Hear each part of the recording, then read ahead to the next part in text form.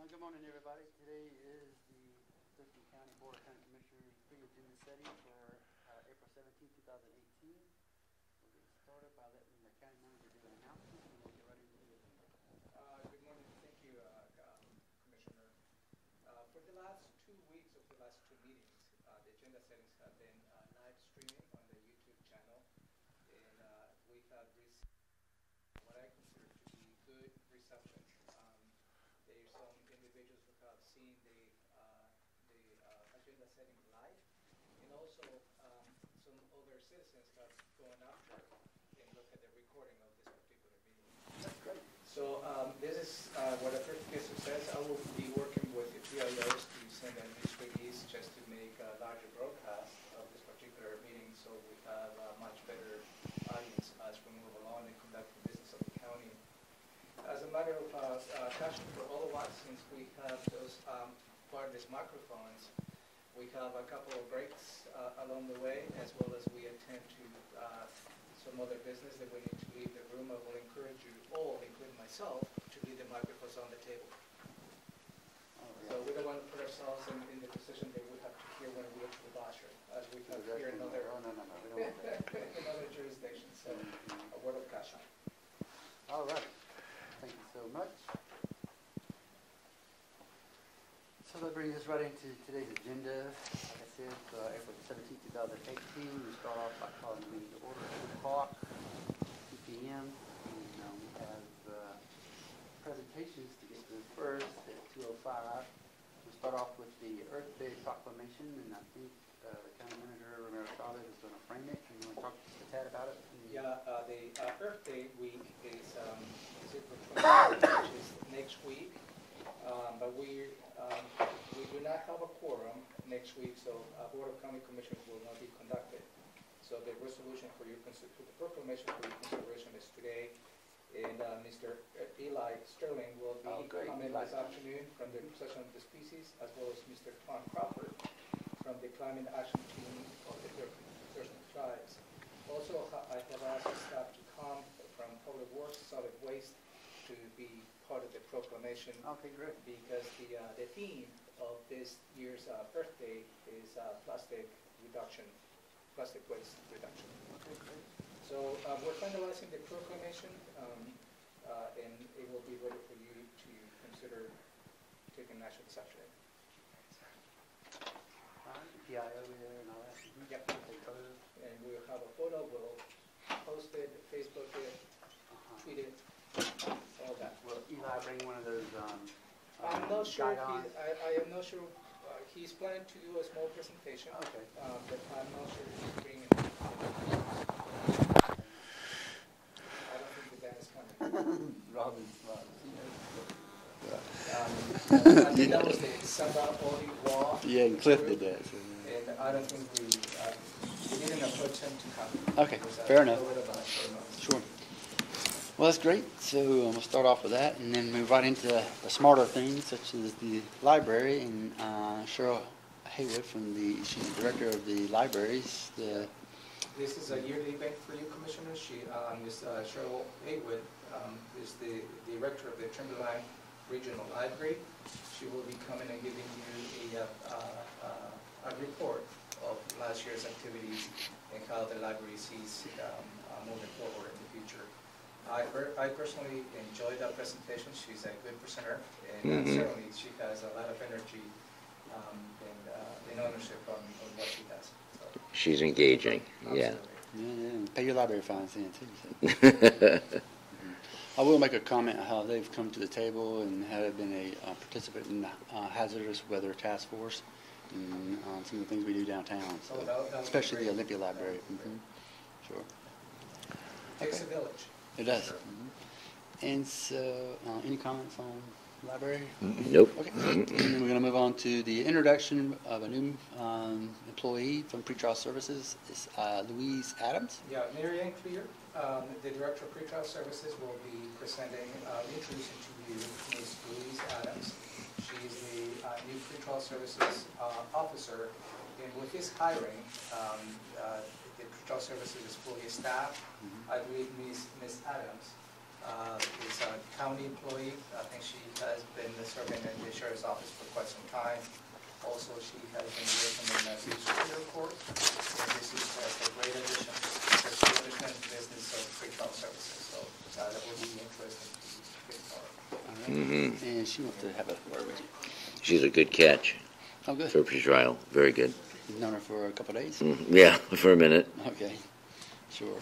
Okay, so that leads us into the next item, which is the opportunity for the public to address the board. You know of anybody coming to speak today? No, I don't. No. How about you? No, I don't. No, you don't? I don't particularly know anybody, but I'm sure one or two people will show up. We encourage it. Is it not working? Hers is muted. Sorry, technical difficulty. That's all right. That's all right.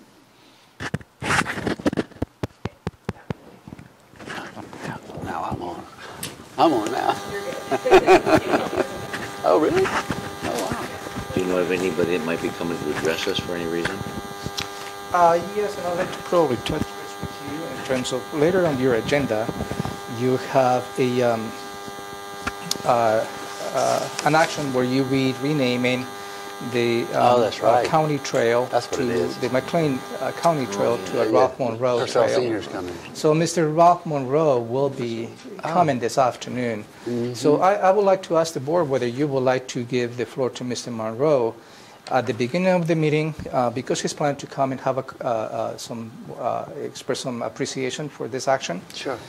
Whether it's at the public opportunity for the public agenda item, or you may consider giving him the floor when you consider the item, which is 4C on your agenda. So that will be the option that I may ask you to consider.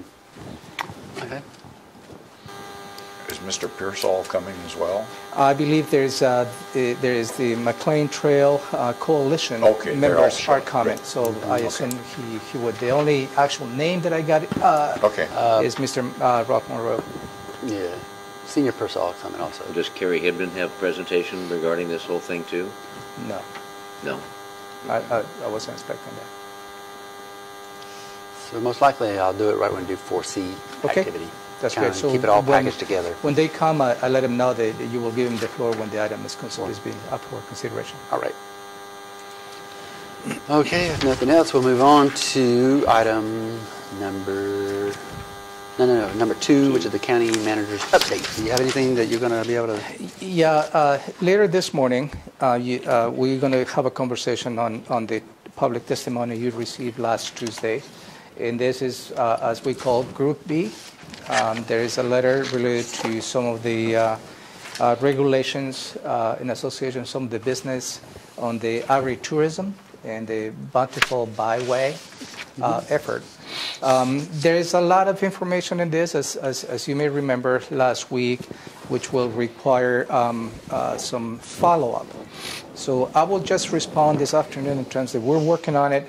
We acknowledged, and later this morning, staff is here to walk you through as to what is it that we're planning to do to address some of the concerns on this letter. Okay. Any questions on that? No, I don't. No. Group B. Sounds like I'm back in the airplane again, jumping out of a Group A, Group B. Sorry. Okay.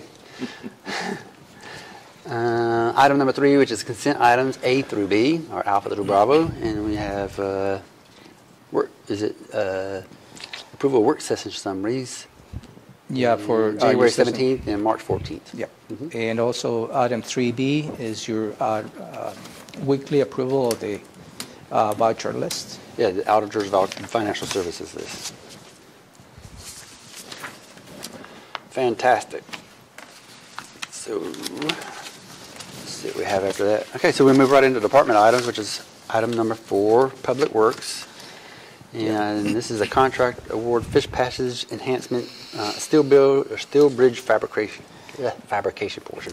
Yeah, this is you reviewed this item last week, and this is the department's requesting for you to award the contract to Big R Bridge of Greenlee, Colorado, for the amount of $337,598. That was the low bid.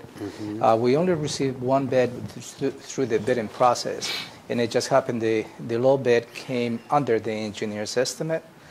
And the department's requesting the commissioners to authorize the director of public works to sign the contract for $405,118, which includes a 20% contingency. As you may recall, this is a larger effort to eliminate fish barriers here in the county. And for the public to understand that you have taken proactive action in allocating close to $4 million in 2017 and 2018 to start addressing some of the constraints that we have on our culverts. So this is the first step. There is 3 bridges. They are considered under this proposal where it will be prefabricated. That will help us in shortening the timeline for construction. So this company will do the bridges offsite, we'll bring them in, and county staff will put them together. And at that point, I'm hoping to organize with Jennifer a groundbreaking ceremony, because I think it's something to celebrate as to how we're going to start eliminating fish barrier passage in the county. You have a ribbon cutting for the fish to be able to know that they're... That is well, Commissioner. Yeah. Yeah, go ahead. They fabricate the bridges before they bring them in. So are they building them in Colorado with Colorado labor and such? They're not doing it locally in state? I'm not sure. Most likely they're going to be in Colorado, and they just ship the parts. Then they ship them up. Yeah. And, part of the bid, then the here we shipping. just, all included mobilization is part of the bid. We've done one like this already. And you reckon did they truck them or do they train them? Well, that I do not know. I don't know. I was just wondering. Just curious. Never mind. I It's don't not going know. to impact my decision. I'm just wondering. No, and that sort of detail we don't put in the contract. Yeah, it I will know. be up to them as to how I'm they just curious. bring the materials on site. Yeah. All righty. What budget is this coming out of? This is coming from the real estate excise tax 2. Number 2. And as you may recall again, you allocated $4 million, $2 million in 2017 and $2 million in 2018 to start addressing these particular projects. There is a group That of... project is fish passage, Yep, right? is a barrier removal, fish barrier removal. And those 3 bridges is part of, I believe, of 10. The department conducting the study, that based on the available funding, we're going to be able to build close to 5, I believe, and that is the first step. And the construction will be done in 2018 for all 5. In what, 18 or 19? This year. Or This 19, year? This year. Now, I read this morning at ODark 30, the Public Works newsletter that came out. They talked about all the different fish passages that we've done already. That this is not inclusive of that. That's stuff that we've already authorized and have completed, or is in progress. That is in progress. Yeah. It's beautiful. There's a lot of them. Yeah, and just to give you, we have close to 3,400 bridges and culverts in the county.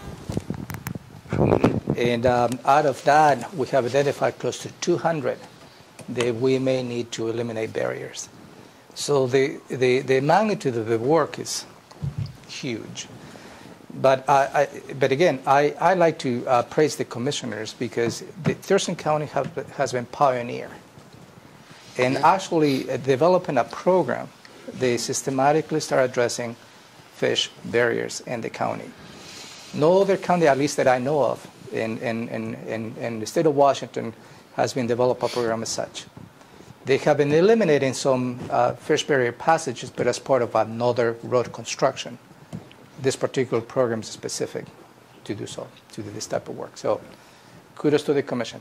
Which is kind of interesting to me that there's 3,400. We've identified 200 priority, and we have several that we completed, but we're still not even making, it seems like, hardly a dent in it. And that's pioneering work in the state. Yep. That's crazy, But- really. Do you want to count down? I won't live long enough. Well, it's a start. 3,400, but it's beautiful work. But Can we get a countdown chart? Yeah, we have to start somewhere. Yeah. Can we build one? Yeah, and you may consider in future budget allocations to continue to support this. Yeah. for 2019, 2020, because there is a lot of work that needs to be done. Thank you, Jennifer. I guess I'm hoping that at some point as we move forward on this project, that we utilize some of this money as seed money to apply for grants so that we can actually do more with the money that we, the small amount of money that we have in comparison to the overall need. That's a great idea. And I believe the department is constantly looking for any particular grants that can probably support this type of projects. And that will be I believe, the perfect financial model, that we can use this as a seed money and we can do more with the state or federal grants. Yes. Okay. Did I miss anything, Jennifer? I have a question. Is it considered conservation or not? Restoring fish passages? Is it? I would say it is. Could be, Or but preservation. this work is not allowable for conservation futures. Oh, that's not where I was going. Okay, I was just wondering if it was considered conservation for that purpose. Yes. Conservation is preservation. Okay. Thank you. Because this is a capital improvement. It's a what? Capital Oh, capital improvement. Yeah, got it. Thank you. Sure. All right. Any other questions? I'm going to move on to 4B. Saying the stretching. Resolution call for sealed bids for the Athens Beach Road Northwest Storm Drain Repair Project, CRP 48293. There's another request from Public Works to authorize the department to go ahead and conduct a bidding process to do a storm drain repair on Athens Beach Road. You heard a little bit of this project last week, and this has been an old pipe that takes stormwater from Athens Beach and take it all the way down to the bay. Within the inspections, they have shown the deterioration of the seams where the pipes connect. They're discussing a leak under the surface. To make matters more complicated, this pipe has been old, and the county has tried to maintain that. It goes under private property, and there's a garage that has been built on top of this pipe. So it makes this matter. No, this is different. This is another one. That's Oh my what I God. was thinking. This is Yeah. different. Yeah, wow. Okay. So in this case, we have been maintaining it, we own it, and we need to respond to this need. So the technology the department is going to be implementing is going to be a trenchless technology, where they're going to go without opening a trench. They're going to go into the pipe. They're going to inject a material that is going to be solidified almost instantly inside and sealing the pipe without having to damage the home or doing any additional damage. So Crazy talk. this is a very inventive way to solve a very complicated problem. Did I miss anything, Jennifer? no. Just give you the floor. Any questions about this? Sealed bid? Nope. So if I may, the item that you recall with the city of Lacey does between Hicks Lake, I That was believe, Hicks a and, couple of lakes. Hicks Yeah. and- That is perhaps similar, but more complex. In that particular case, the county has not taken any action to No. maintain the pipe. No, it's, Lacey has been the one who has been maintaining the pipe. So at this point, we don't claim any ownership of that particular issue. all righty. We'll fix it. This project, I was kind of half listening because I was opening up the attachment, looking at the photos and such, the location, and we're replacing. We're not replacing. We're not replacing. No, Okay. You're getting, you're repairing. we're just repairing. Okay. Thank you. I'm done. That's it. Thank you. All righty. So that was 3B. We're going to move to 3C, which is the renaming of the county trail. I don't know if Carrie Hibden will be here, but it's the approved name change. Yep, and this is a proposal that you considered late last year, and at that point you decided to go ahead and and honor this request. So there is already scheduled a dedication to change the name of the McLean Trail to the Monroe Trail on June 6th, and that's already in your calendars. And this afternoon, Mr. Ralph Monroe, as well as with the McLean Trail Foundation or Coalition, representatives will be coming and show their appreciation of you taking this particular action. All righty. Just a little bit of history, I guess, for the citizens who are listening. Mr. Ralph Monroe is well known as I believe, the old Secretary of State for the state of Washington. Former, don't say old. I mean, Yeah. former. Thank you. But also, aside from what he has done as a Secretary of State, he has been proactive, diligent, and committed to improve the trail system in the county. For years, he has spent a lot of time and effort in making sure the trail systems in the county are well planned, well developed, well maintained, and well constructed. So I think this is a great opportunity just to honor him on the efforts that he has provided over the years on the trail systems in the county. It's nice to do it not posthumously. Now, since Carrie, who's going to frame this? Since Carrie might not be or won't be here, are you going to frame that? Or Carrie will be here. Jennifer? Carrie will be? Yeah, he was not prepared to give a formal presentation. I think that's what you were asking, right? Yeah, well, I didn't know who was going to introduce Secretary of State. Well, I will introduce him, but I can probably introduce Jennifer, and return Okay. she will. Yeah, Thank you. she will organize that. Got it? You're speaking with this afternoon? Yeah. All righty. I'm going to move on to number 5, which is Public Health and Social Services, approval of a solid waste financial assistance agreement with the Department of Ecology. This is a grant from the Washington State Department of Ecology to support solid waste programs in terms of the permitting, inspection, and enforcement. This goes from July 1st, 2017 to June 30th, 2018. And perhaps you may ask why retroactively go to July 1st, 2017, since we're already in the first quarter of 2018. Is this particular grant allows to go back and recover some of the costs from July 1st, 2017 as part of this grant.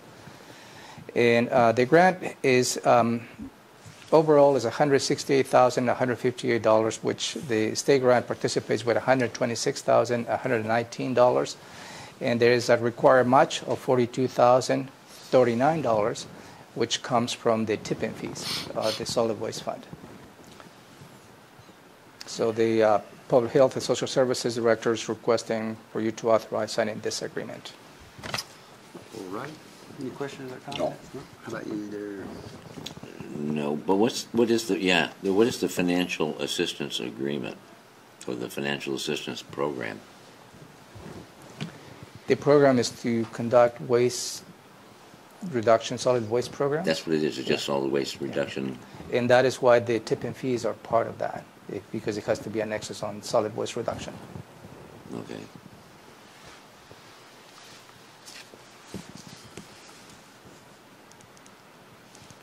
Anything else? Nope. All You know, right. I have one other thing, and maybe the county manager will know the answer to this, but it kind of ties in with the world recognition today, Earth Day? Earth Day, that we're going to do earlier. There was something on the news recently about a new microbe or something that has the capability of eating plastic up. Anything new on that? Recent in the news. I have not heard. Okay. But I can follow up. No, that's fine. Just wondering if it's brand new. A brand new microphone. All righty. Item number 6, Commissioners and County Managers items. So that is the approved the treatment sales tax interlocal agreement with Thurston Mason Behavioral Health Organization. So this is a yearly approval of an agreement for the Thurston Mason Behavioral Health Organization to utilize the treatment sales tax funding to support some of their programs. As you made a decision back in April 5th of this year to move the TST administration to the Public Health and Social Services, As a result of that action, you may recall there is a lot of work that needs to be done as to how the implementation of that will be. So we conduct a seamless transition from the Commissioner's Office to the Public Health and Social Services. Robin Campbell, the Assistant County Manager, has been meeting with Public Health as well as the Financial Services as to when and how that transition will occur in order to, don't have to do much of a hard transition. So you will see there's some agreements they have been working for the last couple of months coming under that umbrella. But that doesn't mean those things will change. So at this point, I don't think it makes sense for us to change, to have the director to Public Health Social Services sign, because this agreement has already been worked for the last couple of months. So this is, perhaps you will see a couple of agreements, remnant agreements. They may be coming your way under this umbrella, but certainly in the future will be a change where the Public Health and Social Services will be overseeing this program. Any questions on that? No. So that kind of, if there's any questions from anybody, any other additional items for today's pre-agenda for April 17th?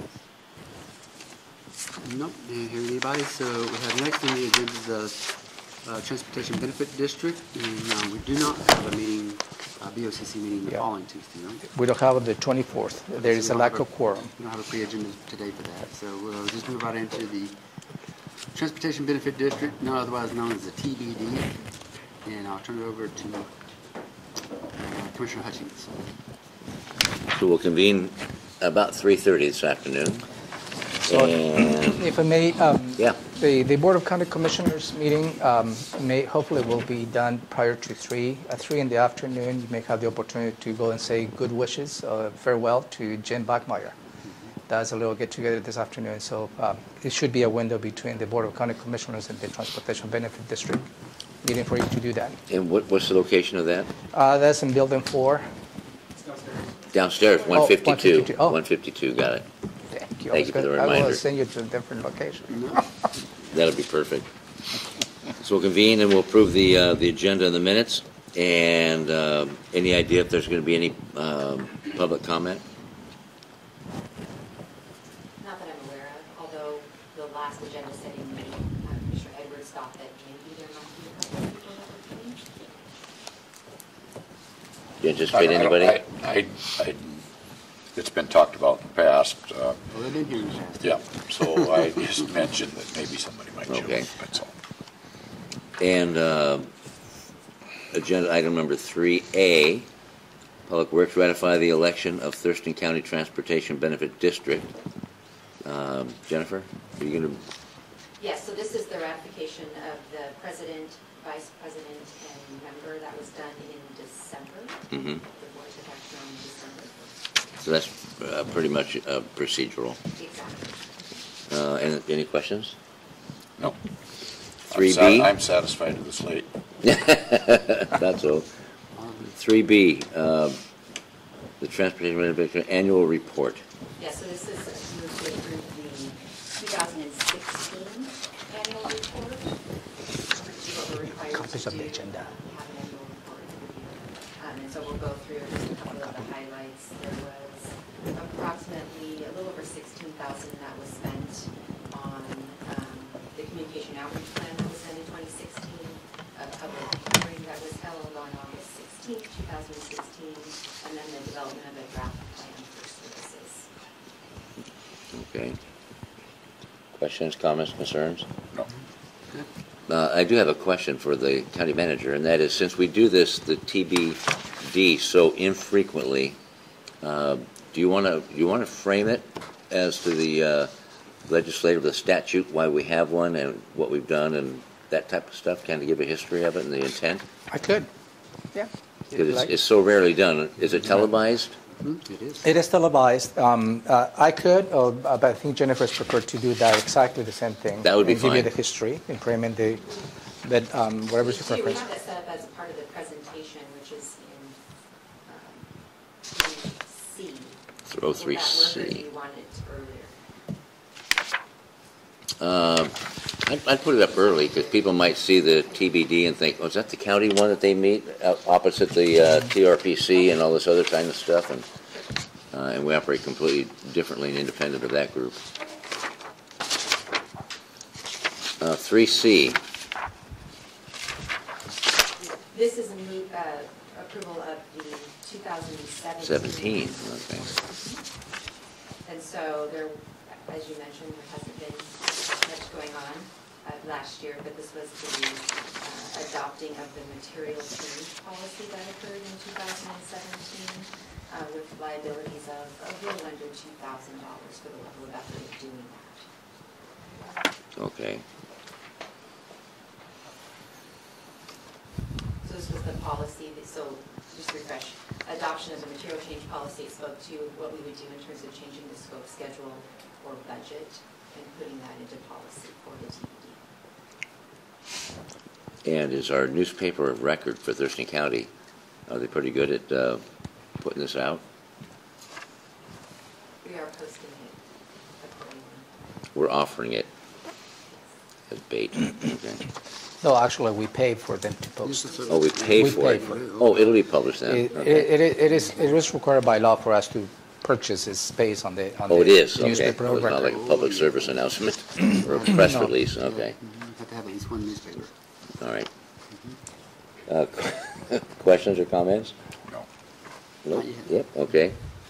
And 3D Delta, the board, or the brief overview of the TBD, that's what you were talking about, right? Yes. Okay. So is that going to be redundant if you do it up front? No, I'll do a very high level up front, and then this will go into a little bit more detail. Okay, perfect then. So you still want 3D? I do. Okay, got it. And is 1 hour enough, sufficient? Is that sufficient time for you for I all believe these so. items? I think Okay. For this meeting, I believe it will be, yes. Okay. Thank you, Jennifer. Is there anything else that will be coming up that commissioners or county manager want to bring up during this meeting? No, I think the you will find in this presentation and this afternoon to give you a little bit of history as to how the TBD came together, and also give you a perspective about the needs that we have in maintaining the transportation system. The premise in which the TBD was formed was specifically to address preservation needs. The TBD in which it was formed does not have any specific projects, so it was a little bit of it was a two-pronged approach. It was two different directions the board at that time could have taken in forming the TBD. One approach was to develop a series of specific projects, and then you will find finding a strategy to support those specific projects. When those specific projects were built, completed, then the TBD will achieve that mission and will be done and disbanded. The commission at that point took a different approach and developed the TBD just to address preservation. So if you look from that perspective, we will never be able to claim as a county we have preserved the system in order for the TBD to disband. So that is the different approach, and so you will hear this afternoon about the preservation needs the county has in front of us as to how we move forward. If you couple that with additional population that is coming that we expect, and obviously the additional traffic the transportation system is going to be receiving, there is a lot of elements because the gas tax by itself in the future may not be the right avenue, because as we have more efficient vehicles, more electric vehicles, the gas tax may not be the funding strategy to keep up with the maintenance needs that we have. So this could be an option that you may consider down the road. Yeah. And through TRPC, WSDOT, we heard that WSDOT is going to implement, they're doing that trial project, I believe, in King County, maybe throughout the state, of charging per mile in addition to the gas tax, to see how that works. And then people who were paying both per mile and the gas tax would be receiving a refund of the gas, the fuel tax. Right. And then later conversation was, well, maybe they might not. receive a refund because maybe all that money will be needed. And So that debate will continue Yeah, as I they go through believe a that's trial part of period. that's part of the study. The study you reference the vehicles miles traveled, which have an electronic device on on the vehicles. They will just measure the miles that you travel based on a specific geographic area. So this Portland and the city of and Oregon Department of Transportation have conducted this type of studies. I believe they started maybe 8 years ago, and they have found successes as to how they can implement the program, but it's still how that can be sold to the public, and how the transparency to collect the data may be satisfactory to the citizens is something that a hurdle that this particular program may have to overcome. Yeah, there was numerous issues regarding implementation in this state regarding intra-state travel, and from Canada in to Washington State, and then with the influx of all the JBLM without a state plates, how to track all this, and so there's a lot of bugs to work out. Oh, there's a very complex system. It's a fascinating topic, but we'll get into that. Anything further on this on TBD? Well, then we adjourn. We're done with it then. All right, thank you. All righty. We'll move back over to the pre-agenda agenda. And that will get us to the point where we're at proclamations and awards. Okay. So today we have the Earth Day proclamation. So looking ahead for the month of May, we already have on agendas for May, Public Service Recognition Week. I'm assuming it's going to be on May 8th. It's not there yet, but HR. EMS, Emergency Medical Services Week, is May 20th through the 26th, and it's currently on the agenda for May 1st. And Public Works Week, May 20th through the 26th, and it's on the agenda for May 22nd right now. And then other May proclamations that we've done in the past. Missing Children's Day is May 2nd. Oh, we want that one. Duncan Green from Inner City Transit emailed asking about Bicycle Commuter Month. He's been here for the last 3 or 4 years, so no. Okay, so he was looking at May 8th or May 15th. Yeah, we should do that one. Okay, and then National Law Enforcement Week. Absolutely that one too, yeah. Okay. Go ahead. What are we doing on May 1? May 1st is Emergency Medical Services Week, which is May 20th through Okay. the 26th. Okay. By chance, you know who comes and receives that one? Is it Kurt and some others, or? I'd have to look into that one. We'll organize it, yeah. And is it medical services or management services? I have medical services, Okay, but I'll look into it. thank you. Is there any others you want on there for May, April, May, June, July, August, any of those? Any what? I'm just asking. Not me, if- no. No. If her seen or anything. There's a lot out there. Yeah, I have to look at the list, but I can't think of anything on top, no. All right, any other comments? There's also Mental Health Awareness Month, Older Americans Month, and Better Hearing and Speech Month. I'm assuming those will be the Board of Health, though, probably. And that's for May? Yes. Can you repeat those after, I didn't catch them all. Mental Health Awareness Month. Definitely gonna do that one. Yep. Older Americans Month, Older and Americans. Better Hearing and Speech Month. We definitely did that one last time. Yes, you did. That's the first time we did it. Older Americans Month, it looks like it was 2016. I don't remember that Interesting one. they call it older Americans. Rather older Americans? Rather than senior or something like that, or seasoned? We'll do it, but we need, Older. Eileen here? Marinated? Not marinated, no. But we definitely need, Mental health. well, definitely that, NAMI here or something like that, BHO.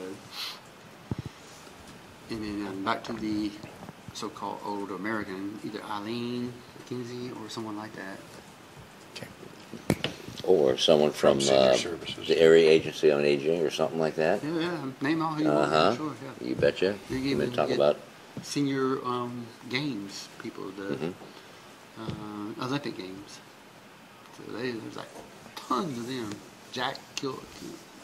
Games like bingo? No. They do shot put and swimming and all that. I know they do. So, So they're good runners. In oh there. my God. Yeah. I stand in their shadow. Yeah. All right, so that give you enough feedback or anything else? We're gonna move on. Okay, thank you so much. Briefing, public hearing, decision pending. We'll go through these two and then take a break. So, You have, item number one is the criminal justice treatment account. Back in March 28, 2018, you've received a letter from the Department of Social Health Services from the state asking you whether you want to, the management of the criminal justice treatment account, which goes to the drug courts, is being currently managed by the Thurston Mason Behavioral Health Organization. And that just happened, they took the management of those funds when they separated from the county. So this past legislation allows for the county to start taking the administration responsibilities of that. So on this letter, they give you that option to continue with the Thurston Mason Behavioral Health Organization management, or we would like to come back and bring it into the county's financial management. There was a couple of discussions in terms of the BHO provided some perspectives, and they provided to you that really doesn't fit within the model, financial model, because they're not there's not a nexus with them anymore. And you asked me to prepare a draft letter where you may consider just taking the responsibilities back into the county. You also asked me to check where this could be housed, and I had a conversation with Shelley Slaughter on the Public Health and Social Services, and she also agreed that perhaps that's where it should be housed and managed. The intent and purpose of this funding will not change. Again, we'll continue to send to fund the drug courts. But also there is up to a 10% administrative fees of the $258,000 that we might receive. The public health will utilize that type of 10% to manage the fund. So your decision today is whether you like to go ahead and make it a formal request to the state where those funds will come into the county's financial management. And I have a draft letter for you to sign if that is the case you want to go. county's financial management housed in PHSS. Yep. And the letter outlines where that is going to be housed. So, any comments or questions or No. disagreement? one more thing. Also, I believe you wanted to have this conversation at the Thurston Mason Behavioral Health Organization agenda setting, which was last Friday. Last Friday. So I believe Mark Freeman was going to bring this item to your attention, so I believe you did, right? We addressed that with Commissioner Drexler. It is favorable. Okay. All right. So, did you have any comments or No. questions? No. Okay, cool. All right. That was success there. So we'll push on to passport services. And there's a, you want to frame it real quick? You want to give- There has been a couple of, going back maybe since the county auditor, Mary Hall, has been looking to the possibility to for the county to provide passport services to county citizens. Even, and I think she started looking into this possibility when maybe 4 years ago. But prior to that, the county used to provide passport services in the clerk's office. And those services were limited to a lunch hour for a limited time. But I believe in the recession, those services stopped here in the county. So you heard a couple of briefings from the county auditor where perhaps there is a financial incentive as to how we can probably provide those services to county citizens 8 hours a day, 5 days a week here in the courthouse building 1. Also, you've heard some financial models last week as to how this could be really a benefit. And she provided a little bit of, financial models, whether it's a little bit conservative to a little more optimistic. And I think the mid-range is probably, you could have close to 6,000 processing passports a year. And that will result on a $255,000 a year. It also may require to fund a new position just to manage the workload. That includes one FTE for $73,000, and the supervisor who is going to oversee that is going to be a reclass, which includes a $16,000. So a total expenditure of $89,000, which results in a net income on $166,000 a year to the county, to the general fund. And that will be no strings attached. It will directly come to the general fund. And that's still a conservative figure. A conservative figure. A more optimistic figure, the net income could result in close to $250,000. And there's a lot of dynamics on the whole process. As you know, our Washington State driver's license is no longer going to be valid in the next 2 years to travel via airplane. So then it's going to be whether you go with an enhanced driver's license or a passport. And the costs are probably going to be just about the same. So my expectation is probably the citizens will go with the passport because it will allow them to do more than just the driver's license, the enhanced driver's license. So that's the proposal for you to see if you want to give the go-ahead, the green light to start implementing this program. There's going to be a little bit of infrastructure improvements here on the reception desk on the first floor. And but I think the plan includes all that. Any questions? Questions? No, I'm very supportive of this. Yeah, same, supportive. There's some logistics and some other details that to work out for us, the distribution of funds, if it comes down to that. But other than that, I think it's absolutely great, and thinking ahead and thinking smartly. Okay. I was going to add to the commissioner item, but I'll add it now. When we move into this passport services, if you haven't met with Mary Hall yet, I did yesterday, and you will be meeting with her regarding cybersecurity I have already. and updating, and that has to be in my opinion, has to be paramount with this. Besides moving on what we need right now, but before we move into this area. Yeah, and related to that topic, Commissioner, Mary Hall has forming a task force. They're going to start looking as to where we are in cybersecurity, particularly related for her, obviously, for election security. Mm-hmm. And she also has her grant manager to look into the possibilities to secure some grants as to how we can strengthen our cybersecurity. Right. Yeah, absolutely paramount.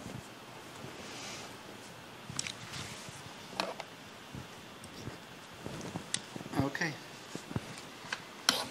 Let's see, that brings us, okay. Do we want to take a break now or talk the IO first and then we'll go?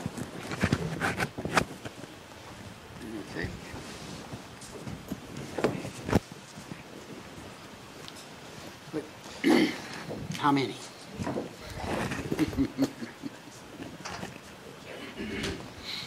So just a little update on the courthouse and civic center project. Yep. We're working on developing a value statement to take back to the group on May 2nd, as well as to create a citizen advocacy type committee. We'll be asking the group for names to possibly include on that committee and hope to have that committee created by June or convened by about June. And then the web coordinators work group, we didn't have an April meeting to allow for the members of the work group to do some research on some options to bring forward to you. I'll be reaching out to the ITC to present to them prior to coming and presenting to you guys on those options. And then I attended the TC Media Governing Board last week where we approved the capital project budget for 2018. They're going to be working on updating their systems for HD playback as well as kind of revamping their van to have HD. So that's my update. Good morning. Good morning. So a couple weeks ago, we launched a photo contest and worked with CPED called Thurston 2040 Photo Contest. It's in conjunction with the comprehensive plan. That has been going very well. It's primarily on Facebook, and just to provide an example, we average about 10 to 12 new likes per week on Facebook, and last week we got 43. So it's almost triple what our numbers are, and it's been pretty engaging.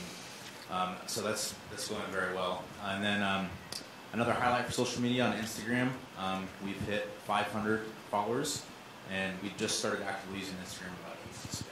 So you can see a lot of growth there. And then on Wednesday, so tomorrow, we're going to be rolling out an external newsletter, County Up Close, as well as a County News webpage where we'll be embedding the OpenGov stories.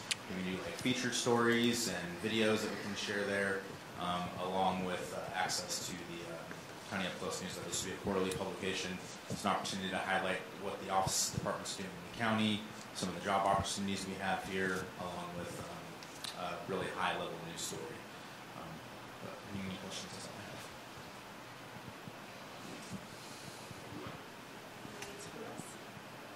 have. In TCTV?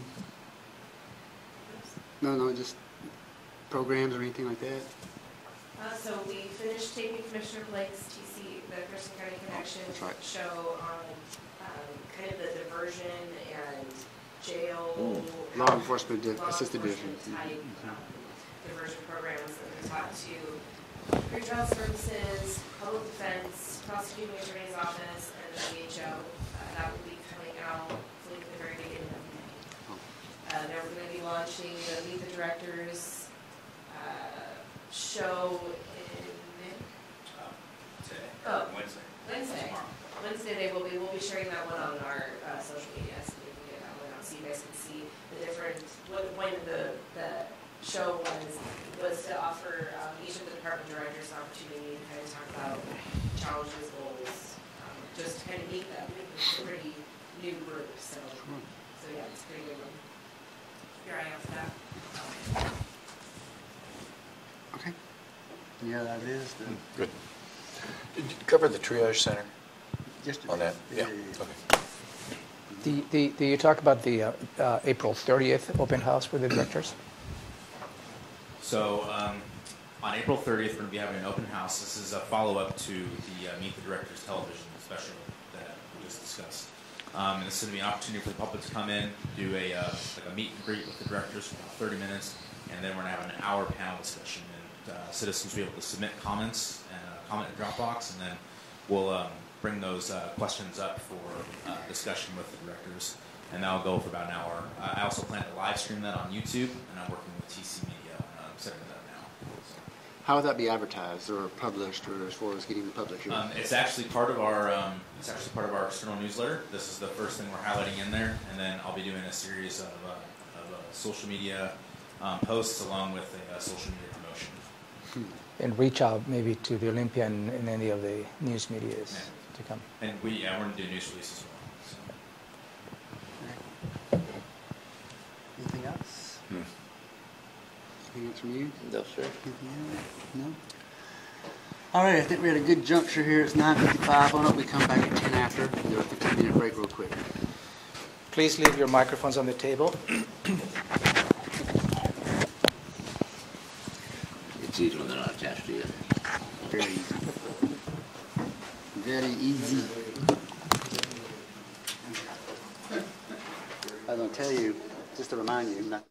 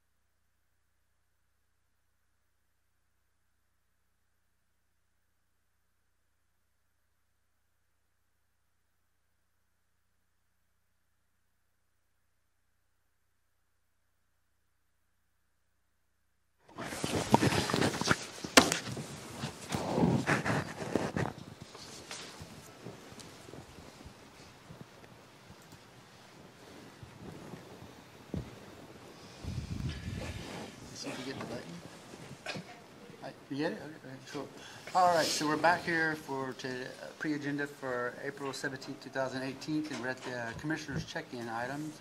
And I'm going to kind of move around and not necessarily the order you see there, but they're all going to get covered at some point in time. We'll start with CPAD, but I'm going to go with the comprehensive plan first, and then we'll go back up to A, B, D, and E. So comprehensive plan, you want to come up? Give some framework and discussion on it and see where we're at. It's just a kind of a check-in on timeline and efforts and any showstoppers kind of stuff. All right. So yeah, as the agenda states, we've got quite a few CPED items. Yeah. And the first one is, well, let me actually just kind of generally want to say this is a lot in regards to this board being responsive to citizens' needs and looking how to serve the public. So we appreciate the opportunities for success. There's a lot of things that we can uncover and try and work forward on to provide those opportunities.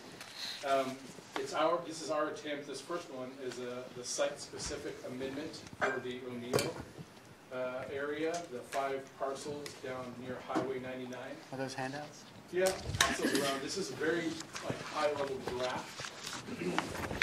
And so the last time we talked about this, one of the requests from the board was to help better understand what a timeline would look like. You guys approved having the O'Neill site-specific amendment on the comprehensive plan placed at the bottom. So walk us through it from STEP to Task to Lakeside to O'Neill. Yeah, so we used, one of the conversations that we had with the board was using Lakeside as a template. How long is Lakeside going to take and how much is it going to cost? So we used that process, which is on the first one. It says the name of the applicant is there in the asterisk.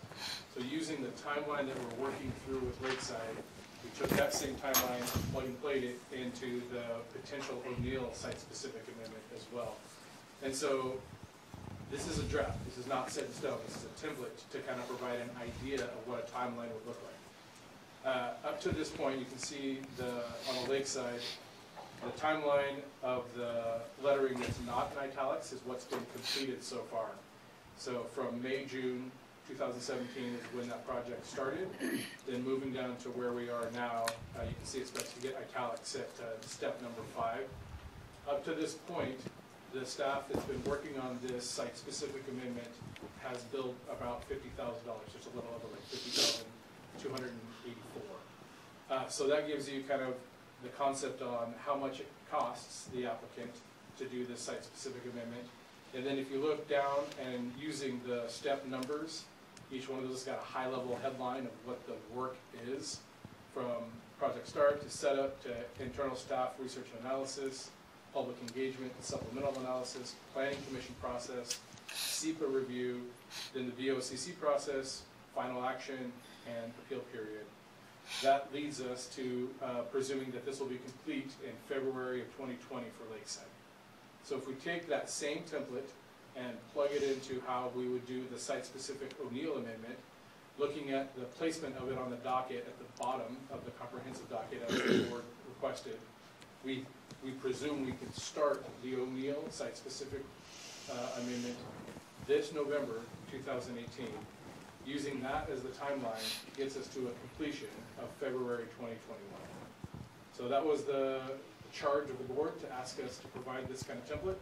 This is what we have currently to provide you as an update, and we've got, we're here for any questions if you can. I do. Do you have a question? Mm-hmm. If you have one, I have one, and do you have one?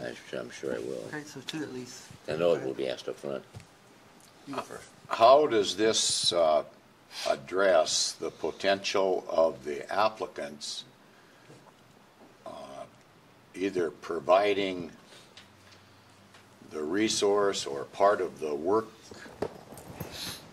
going into this project or funding towards doing this project? Where are we at on that particular portion of this? Yeah, so this is the first step. We still haven't had deep conversation with the applicant on the pieces that they can provide. We will encourage, this is part of that conversation.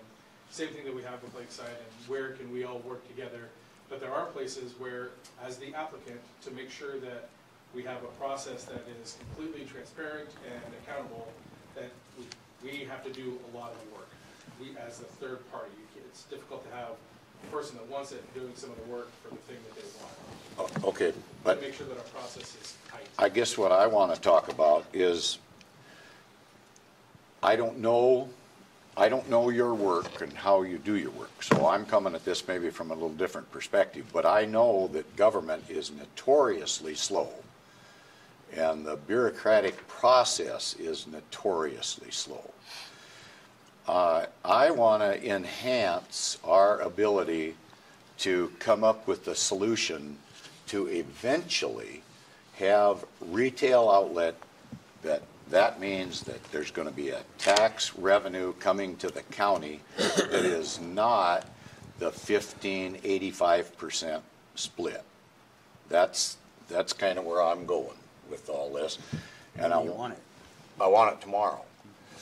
But I want to hear from you folks what is realistic, and then I don't know as I agree, mainly because I don't understand the process, but so I don't know as I agree with the fact that you are saying that it's for openness and everything that we need to do the work, because in my estimation, anytime government does the work, it's a much slower, much more costly process. I know the applicant is willing to purchase professional development of this project and pay for it and still go through the hearings and all the public portion of this. So have you had that negotiation with the applicant yet? So let me answer the question that you asked more clearly and plainly. Okay. Where we can, we will engage the applicant. And that's part of this process. This is that first step. You guys had asked, what's the timeline? But yes, we will have that conversation. Please, if we have any member. Okay. And I understand the objective, and I certainly understand what the perspective of the board has.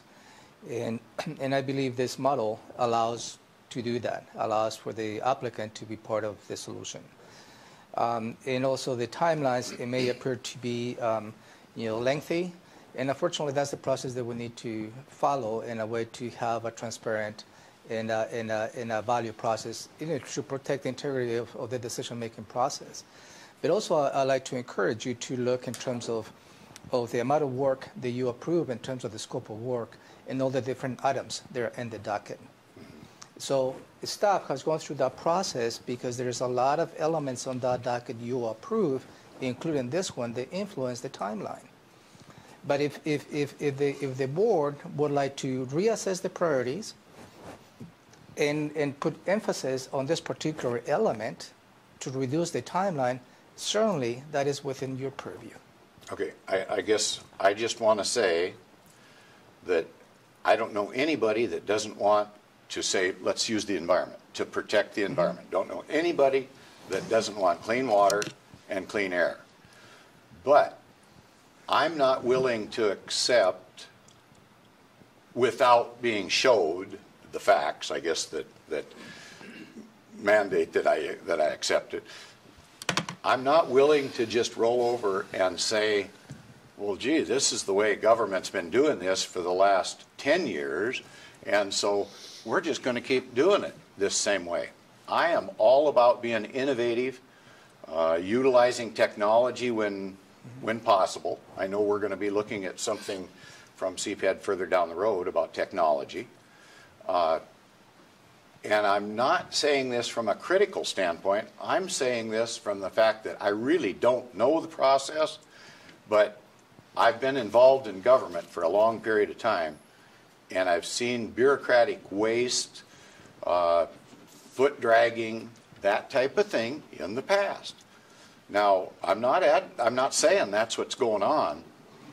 I just want to make sure that's not what's going on, and that we allow private enterprise to move forward with investment so that as we end up in, say, a building phase, all of a sudden the interest rate hasn't went up, building materials haven't went up.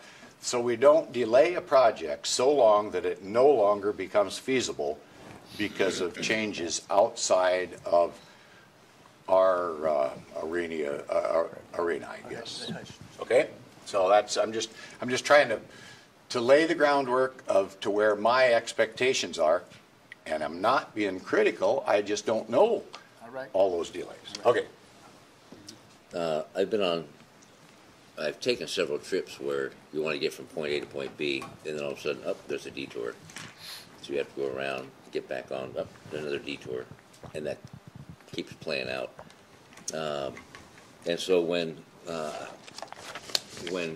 Mr. O'Neill project came up, the way it was laid out to me by staff made all the sense in the world. And I was very happy and comfortable with the decision I made about where to put it. So with that in mind, when I see this and I see, wow, we're just over the first quarter of 2018 and the completion is the end of 2020, oh, we got another 2 years of this poor guy does. And I have a tremendous amount of compassion for Mr. O'Neill, but I have equal compassion for my staff and do not want to put up another roadblock for you guys, and you guys is all inclusive of gender, for all of you to say, oh, no, change, not change again. And then 6 months from now, not change again. Because we can't anticipate between now and 2021, or now in 2020, what circumstances will arise with the economy. And like Commissioner Edwards said, where it gets to the point where it's not feasible for the applicant to move on any further, or what may come up with Tumwater City. I have no idea what kind of detours are going to come up. And so the process, as lengthy as it is, drives me nuts too. But I understand it has to be respected. That's where I am. I have a lot of compassion for staff, but a lot of compassion for Mr. O'Neill as well. There are 10 steps, and so my question would be, let's pick number 4. That's probably one of the more critical ones. And is it, first off, I kind of back up, is all 10 steps mandated in the sense of a statute or regulatory in some capacity or another in terms of doing this, right? I would think so. But are the sub-portions of this, say number 4, public engagement, does it say for a month, 30 days, I say ongoing, how is that determined, the amount of time per step, I guess? And I'm not trying to get in the weeds, I'm just trying to figure out the structure of it so I can wrap my head around it. So it depends a lot on the project. Any amendment to the comprehensive plan has to address the requirement in the Growth Management Act to have early and continuous public engagement. So that means we need to engage the public thoroughly throughout the process. So if you think about what we've been doing with the comprehensive plan as an example, that's on a big scale, but not an enormous scale, where we've been early on meeting with individual stakeholder groups, having over 30 meetings with different groups, and then we're having kind of in the early mid-stage, we had these open houses the last month, where we invited all the public to come and invite people to join on our web mails, and we send out regular information for people about things that are going on, and then we move into develop a list of people who are interested, and this happens for every single project that we do on some scale. Then we develop lists of who's interested in this, and we keep them appraised and often meet with them individually as they have concerns throughout the process. Then we move into the public process where we have draft materials are available. It goes to the Planning Commission. All the materials are put up online for people to take a look at. We have a comment period. Comments come in from folks, and staff needs to look at those comments, consider them, develop responses to them, explain the comments to the Planning Commission. The Planning Commission holds a public hearing, again gets another round of comments, oral comments. Those are put in the public comment area, and then the Planning Commission makes a recommendation as an advisory board to you, and that the staff looks at that advice, brings that all to you, and then you hold a second round of public comment and public hearing. All of that's public engagement throughout that whole process. So So it is one of the biggest pieces of all of our projects. And it's something that we have to do from the very beginning. It's part of the docket process. As you'll remember, we have a comment process for the docket process, and it's carried all the way to the end. The appeal period is something that after the decision is made, people who have standing can appeal that decision up to 60 days after it's made. So there's, you have to do public engagement early and throughout the whole process. Which doesn't mean that it's not scalable. You don't necessarily do open houses on the scale that we've done for the comprehensive plan for an individual one. But where you have items that elicit a lot of public interest, such as Lakeside's amendment, we did a kickoff public meeting. There's a stakeholder group that's going to be a part of that. That'll be meeting regularly. There'll probably be several other public meetings as part of that project. I have two more questions. Number 6, what's the role of the Planning Commission in their process in this? What's their role?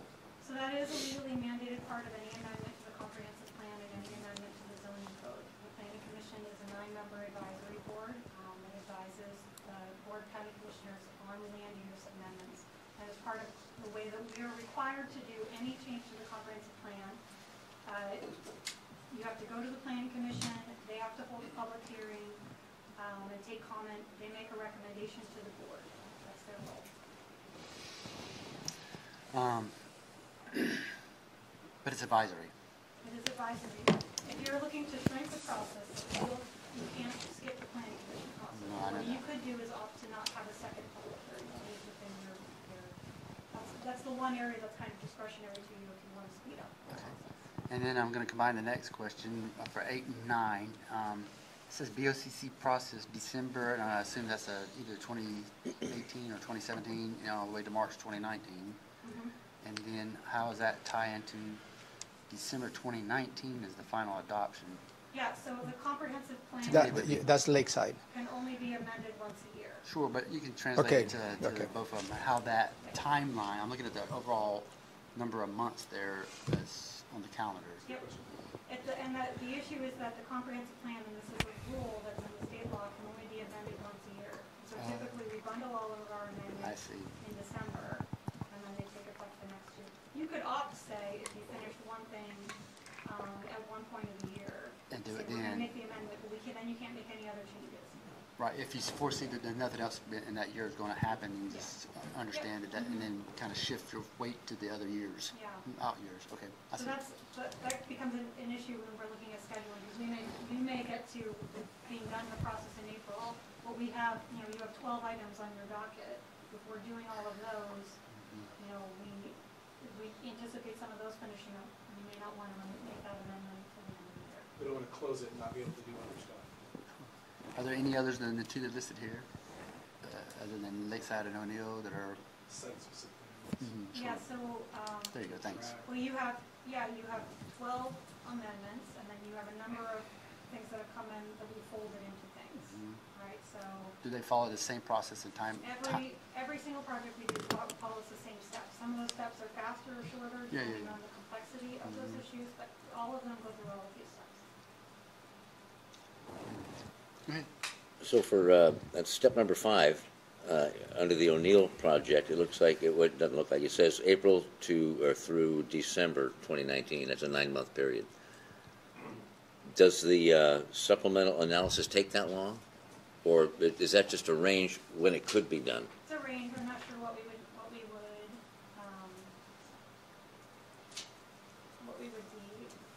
without until we get into the project. It's hard to know what the supplemental analysis would be. And this is, like you said, just a template. This is not set in stone. Okay. So that 9 months could be shortened up by Could be 1, shorter. 2, 3, 5 months, or 6 months. By minimum for something like this, we'll need to do some kind of traffic analysis. There'll probably have to be some environmental analysis. Okay. There may be some other things that need to come up, but until we get into it, and part of this, the reason it's 6 months is because if we hire an outside contractor, we'll need to go through an RFP process. Oh yeah. Which is what we did with Lakeside. We went through an RFP process. We had to come to you at a Tuesday meeting to let us go out for the RFP. Then we go advertise the RFP. Then we get applicants. We have a committee that reviews transparently the RFP. Then when we make a decision, we come back to you to approve the decision of the RFP process. So then there's all those agenda setting timelines that need to be brought into it, and then we have to go through getting a contract approved through the county's contract approval process. So actually doing the analysis may be 2 to 3 months, and it may take 4 months to do the RFP process just to bring the contract on board. Varies. And I'll follow, but for step number 8, it says the BoCC process. There's 4 months there. That's what I was alluding to. Yeah, so typically we would need to do a briefing with you all, so we need to look in your calendars for available time for a briefing. Okay. A little closer. And, It could be 2 months or 4 months. well, I mean, that's up to you, it's how fast you make a decision. Okay. Okay, sure. You know? So the entire process could be shortened by a couple months, You know, potentially. we come in the first day and you're like, we know how we want to do it, and we still need to set a public hearing. Right. That's how So you need to have your 20-day comment Yeah, yeah. period, although And the you planning can commission. waive that and say it's SEPA, sometime- SEPA's mandatory too. So There Okay. are some ways to shorten that up. Okay. You can say we don't want to have a public hearing, and we'll take planning commission's advice. And is that legal? Is that legal to do that? Okay, so we could bypass that. Okay. And we'll advise you on each one of those steps. We've heard your request to shorten the process and streamline and go fast on all these things if possible. at first, it doesn't look very economic friendly, economic engine friendly, but when you look through the pieces, you can at least swallow some of the pills, I guess. So. And going back, I believe this is the framework that will allow any applicant to participate on the development of their It's very individual equitable, needs. yeah, sure. There's certainly, as you hear from staff, there's going to be some elements that you can reduce the timeline. But I will encourage you, at this point, not to reduce the timeline because you don't know what type of comments you will receive. Right. Yep. Yeah. So Just like with the it will be flexibility. extremely premature for you to say, after I'm going to we make a eliminate my decision. second public hearing without knowing what type of comments you will receive. Yeah, we'll cross I that. think this is a Just plan. Conversation right This now. is a plan, I think allows for the applicant to participate on the process. And we're consistent. We're consistent as we have been working with Lakeside. So again, there's a lot of aspects to this. There's some opportunities within the process to shorten the time. But this is just a plan. Got it. Yeah, and I would just So say it's that- flexible, I'm sorry, Yeah. Allison, No, but go ahead. flexible plan. I mean, they're two sides of the same coin, right? The things that make the process long are the things that allow us to bring all the facts to light, to understand all of the potential implications of a project to the community, and also to allow the greatest opportunity for the community to become involved in that decision. So it does take longer to involve the public, to be transparent about your process, to get notification out, but that's something that we're required to do. Just one last comment. And really, the process is designed not just to bring validity to the decision-making process that you have to make, but also to the validity of the results of the applicant. Because if for any reason we have not followed the steps that we need to take, somebody may challenge, and who will suffer the consequences? The applicant. No, I think we want to do it right. Yeah. There's no doubt that we want to do it right, but we want to do it in a timely fashion.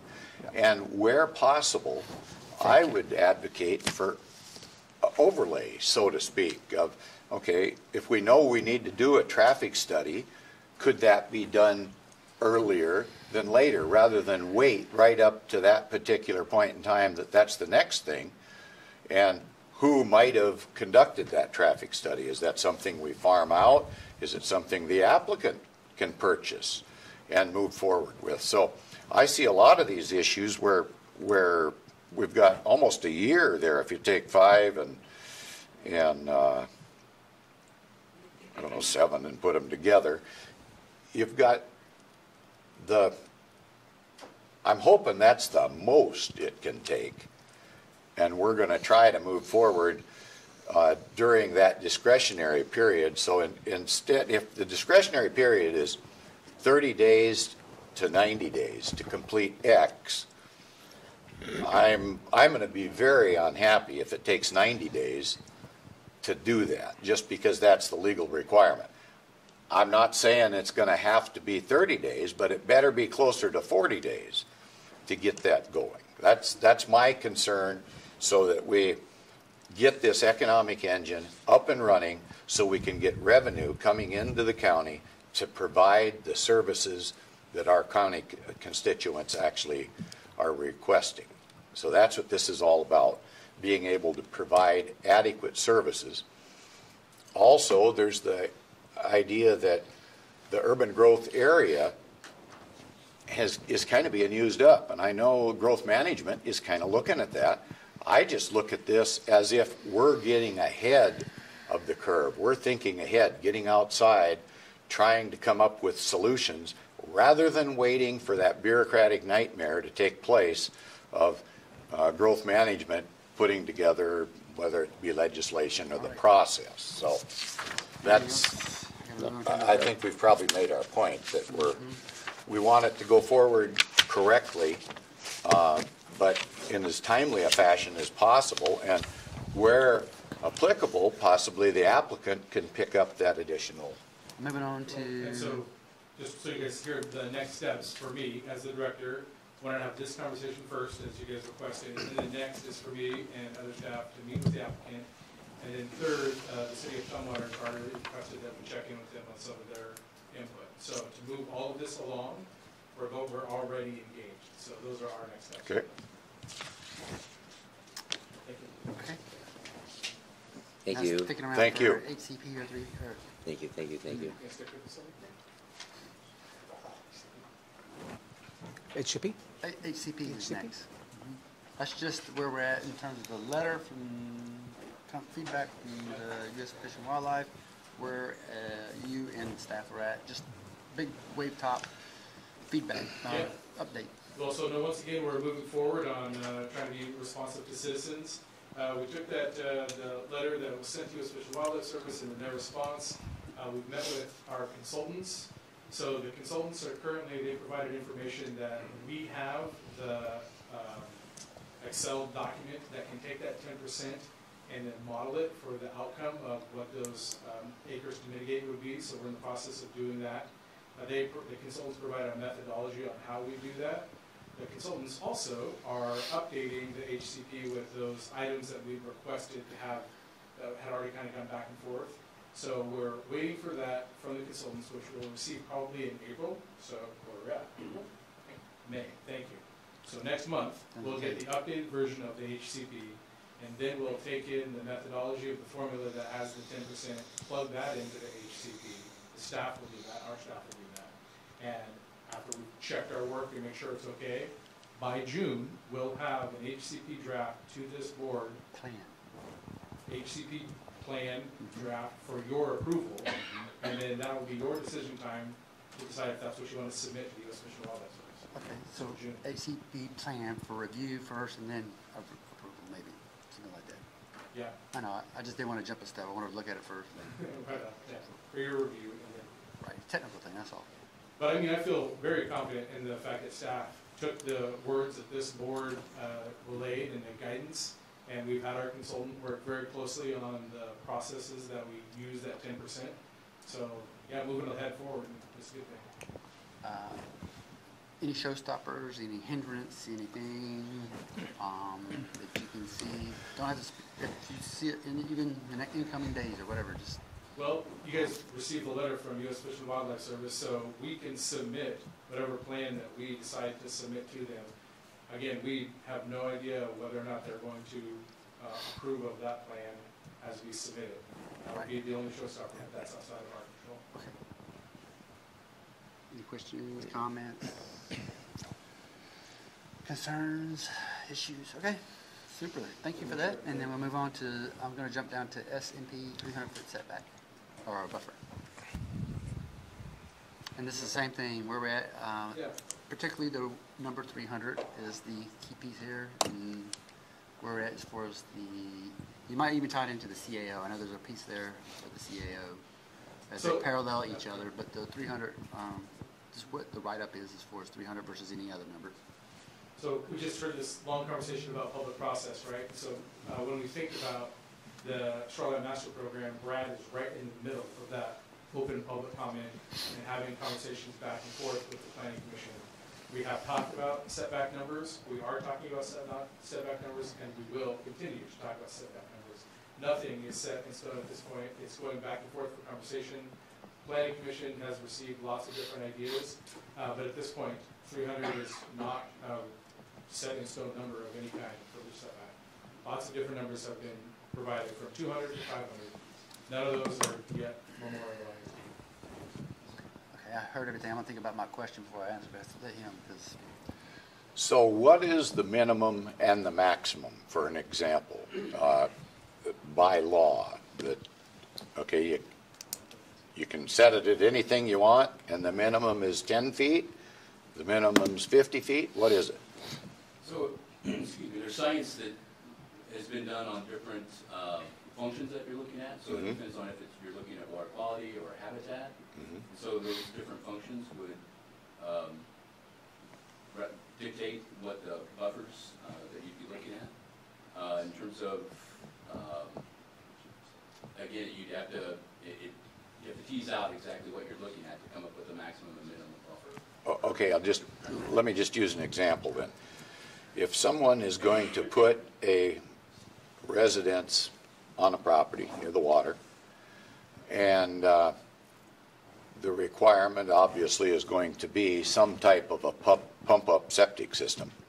So the drain field is obviously what we're worried about, probably more than runoff from the roof, I suppose. I don't know, you folks might have a differing opinion there, but that drain field needs to be, in my estimation, to protect water quality and the environment, needs to be as far back from the water as possible, so that Mother Nature has time to do what Mother Nature needs to do. So that's kind of why I'm asking, what, just using that as an example, is the minimum 10 feet? I can put the drain field 10 feet away. I'd rather put it 300 feet away. So these are the exact same conversations that Brad's facilitating with all of these different groups, citizens groups, the lake groups, and it's not a one-size-fits-all. So depending on where you are and what you're doing has different setbacks, and that's the conversation. Yeah, I get that, but all I'm saying is are there numbers in RCWs that if you don't follow this, we're taking your birthday away? That's what I want to know. That is specific? That's pretty specific, yeah. In terms of a drain field, some of that might be public health, would have setbacks and things like that that you'd have to meet. In terms of shoreline master program, there's nothing that's in a RCW that says you have to have this number. Okay, so we're going to have some flexibility Definitely, to impose common sense into this. That's part of the S&P, and that's why it takes the length of time it does. It's complex in terms of the document, but there is that give and take. We're trying to tailor it to the needs of our community. Okay, so a special interest group takes over and all the public comment and says, you got to have 500 feet before you can put a drain field. And we realize that's going to eliminate a lot of people from even being able to use their property. So then it's up to us to make the final decision regardless as to what that setback should be. Is that what you're saying? And it can be anywhere from 10 feet to 500 feet then, I guess. There is going to be a range, and it's going to be based on, again, the protections that are needed for that area. But no specific RCW that actually gives a number? No. Okay.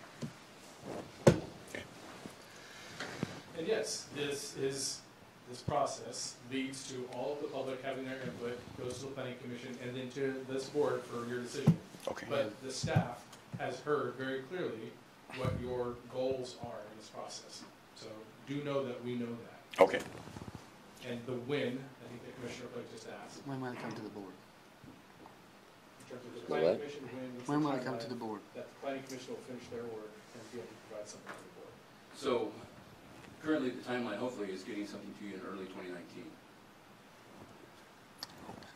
And I guess I have to ask, what's the delay? Why?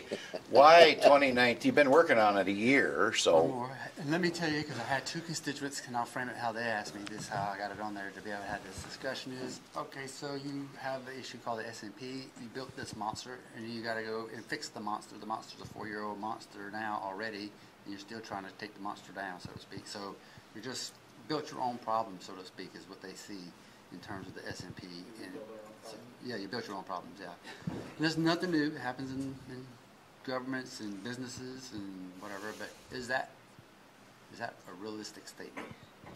Well, no, not necessarily. I think we're trying to actually add opportunities, options for people in the new draft. And so it is taking time, just like Allison just brought up about the public process in terms of comp plan. It's the same process for the SMP. So there are a lot of different groups and organizations that are interested in providing comment. Staff is meeting with those groups multiple times. I mean, we're having monthly and bi-monthly meetings for these different groups to get all that comment. And so it's something where we're working through all those issues. I think that's absolutely right, and I think you're on spot. But in the meantime, person X is losing their opportunity to do what they need to do with their land because we have a 300-foot rule out there still in some ways, and it's not helping the person today. Definitely. And so this is where CPED gets the opportunity to listen to different comments from different citizens. So on one side, Citizen X is saying that we're going too slow. We've also received comment from Citizen Y that we're going too fast. And you guys have heard both of those statements from citizens at different times in your board meetings. I'd like to talk to those who are saying going too fast, but that's okay. We formed a group. To address the people that said we were going too fast. That's fair. That's fair. Okay, it sounds like you meet with these different groups that have a different agenda, stakeholders, if you will. Okay, you meet with this group and talk to them, and then you meet with another group, and then you meet with them. I would just as soon pay a deputy sheriff to keep the riot under control and pay him some overtime and set a date and have all those people show up at one time, get their comment, review it, and see what it is, and move on, rather than incrementally meeting with these folks and dragging this out for this extensive period of time that seems never ending. And I'm going to refer to a recent ruling this board made in which a gentleman struggled for 3.5 years before he finally got in front of this board. This board overruled the government and told him, you can keep your tree house and you can build your house. And to me, it is stupid that took that amount of time for that gentleman to get his project up to where he could move forward. I'm just going to take a wild shot and say that probably materials alone went up at least 25% and maybe more, that added to the cost of his livelihood and life for the next 30 years, providing he's financing it. That, I think, is where this board is coming from. We want to get that down to a reasonable period of time.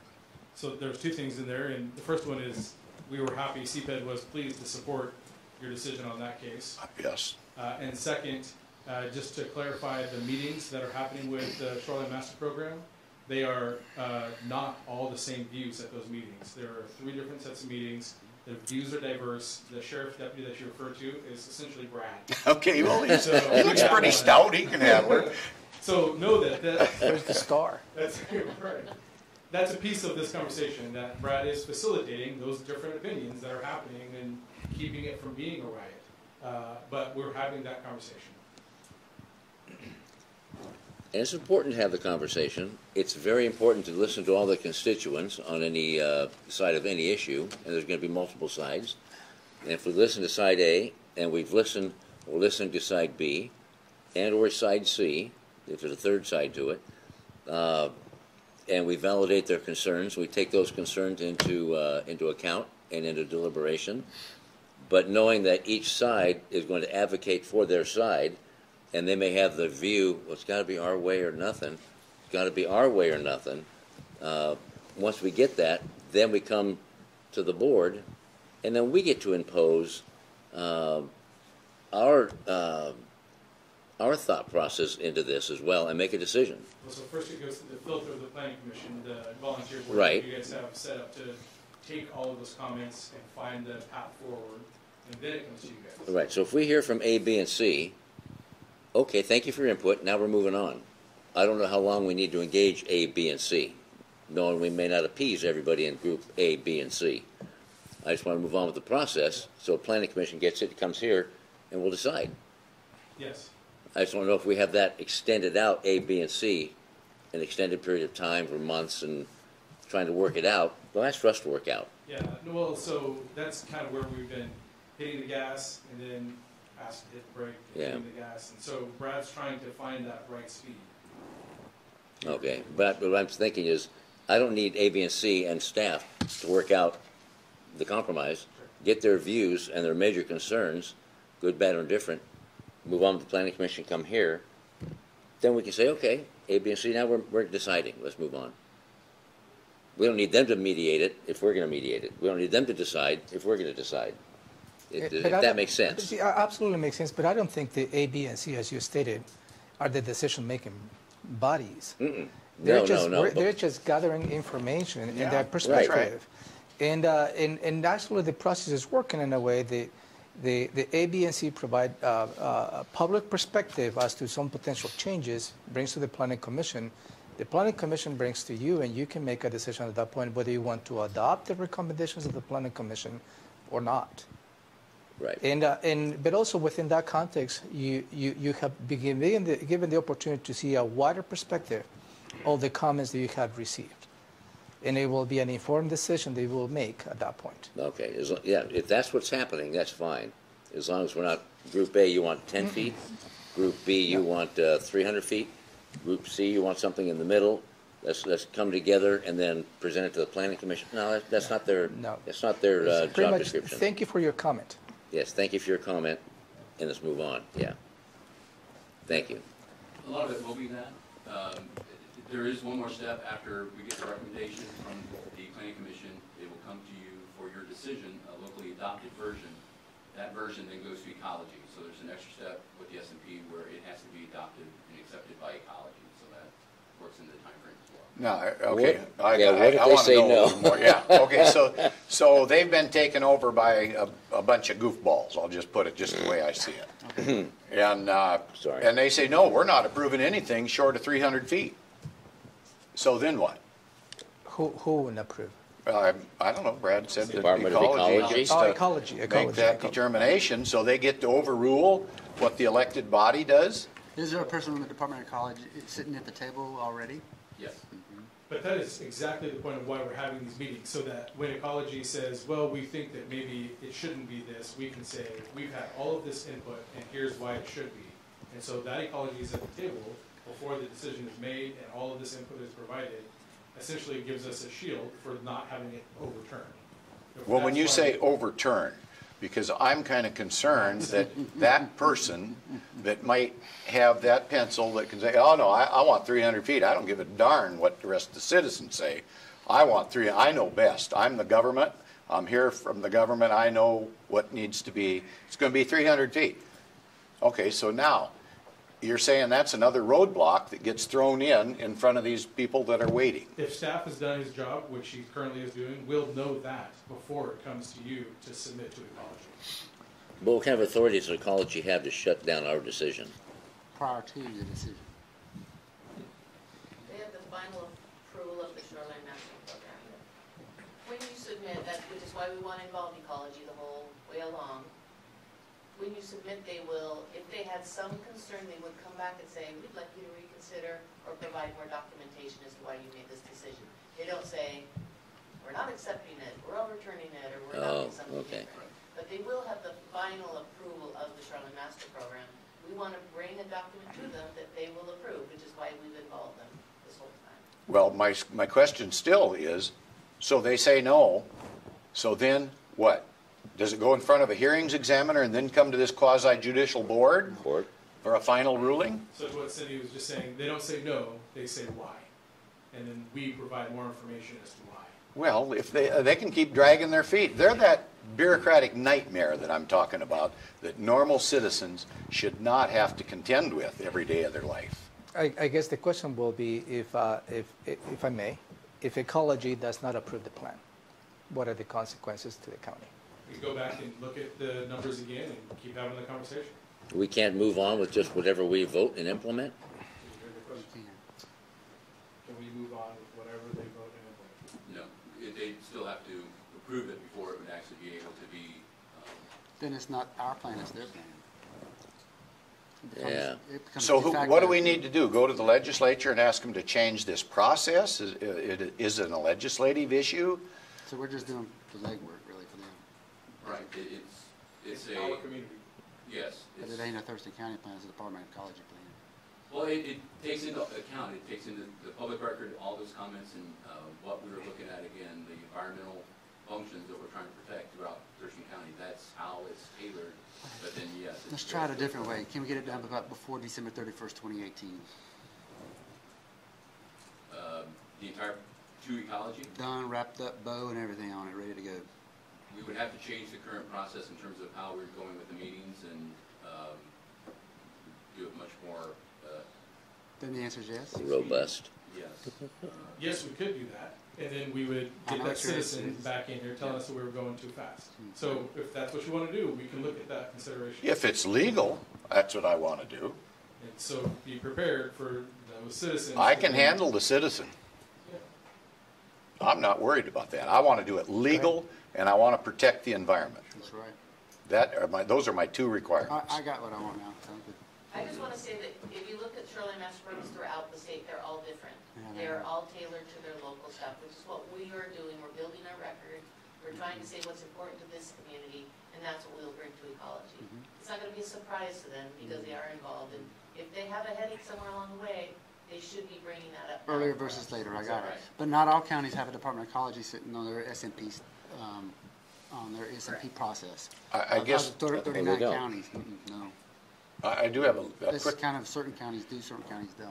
just a quick follow-up. On the ruling recently that we ruled in favor of the person allowing to, the quasi-judicial ruling that we made a couple of months ago, are you saying ecology can overrule that? No, there's no way on that. No, that's something going to go to the Superior Court. But it's done, that process is done. Okay. Right. Different process. Yeah, different totally process. Well, you brought something new to me that I hadn't heard before, that the Department of Ecology does not sit, they don't have a seat at the table in all counties on the SMP. But we do? Yeah, And why's the difference? We thought it was a good idea to include the people that are going to say, put in their stamp on it, to have them engaged in the process, so that none of this was a surprise. So we just invited them. We invited them in. Other counties have not invited them. Correct, yes. Some do, some don't. Some do. And can they be uninvited? Sure. Okay. You just answer my question. You did just answer my question. I'm not Not making a advocating it. decision. I just wondered. Well, so I'm going to lay down as the director of CPED, it's my guidance that we continue to keep ecology at the table so that we're not providing them a surprise at the end of this. Yeah. And again, I'm not advocating one way or the other. I just didn't know if we could do that or if it was a legal mandate. No. Okay. All right. Thanks, guys. You want to stick around for Skype You inspections? guys mind if I hang out? Well, I thought you were going to talk to us about Skype inspections. going, yeah. Yeah, let's do it. Well, it says Skype for inspections. Is it or Skype inspections or? Well, we also have the Group B, and we've got some folks from Oh, out there. let's do Group B then. Let's do Group B next. Group B? Yeah, sure.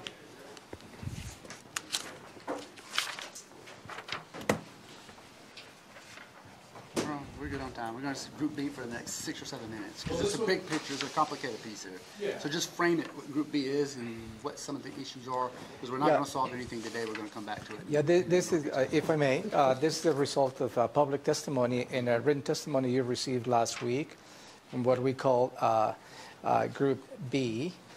And this related to businesses and agricultural businesses related on the Bountiful Byway. In this letter, there's a lot of stuff they're having an issues with, and also from the number of violations to whether, in a way, if I read this, the role of the county to enforce regulation. And also they have some potential solutions and some suggestions for you. So staff is in the process of really assessing the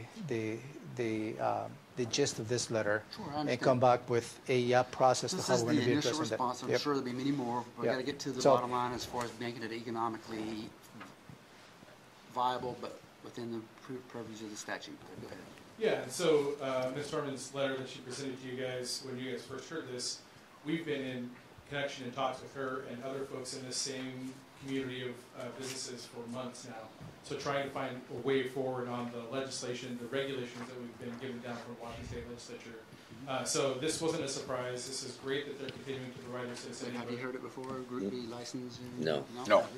So that's why I brought it today. Yeah, no, perfect. And so just so you guys know that staff behind the scenes is aware of this, and we are working on it to help the economic development that the citizen has requested. So from the citizen standpoint, what's the problem set? What's the problem statement? Yeah, so the way that our process works, and this is where the Group B comes in, is the public health, environmental health stuff requires a certain level of regulation if you're going to have people congregating in your facility.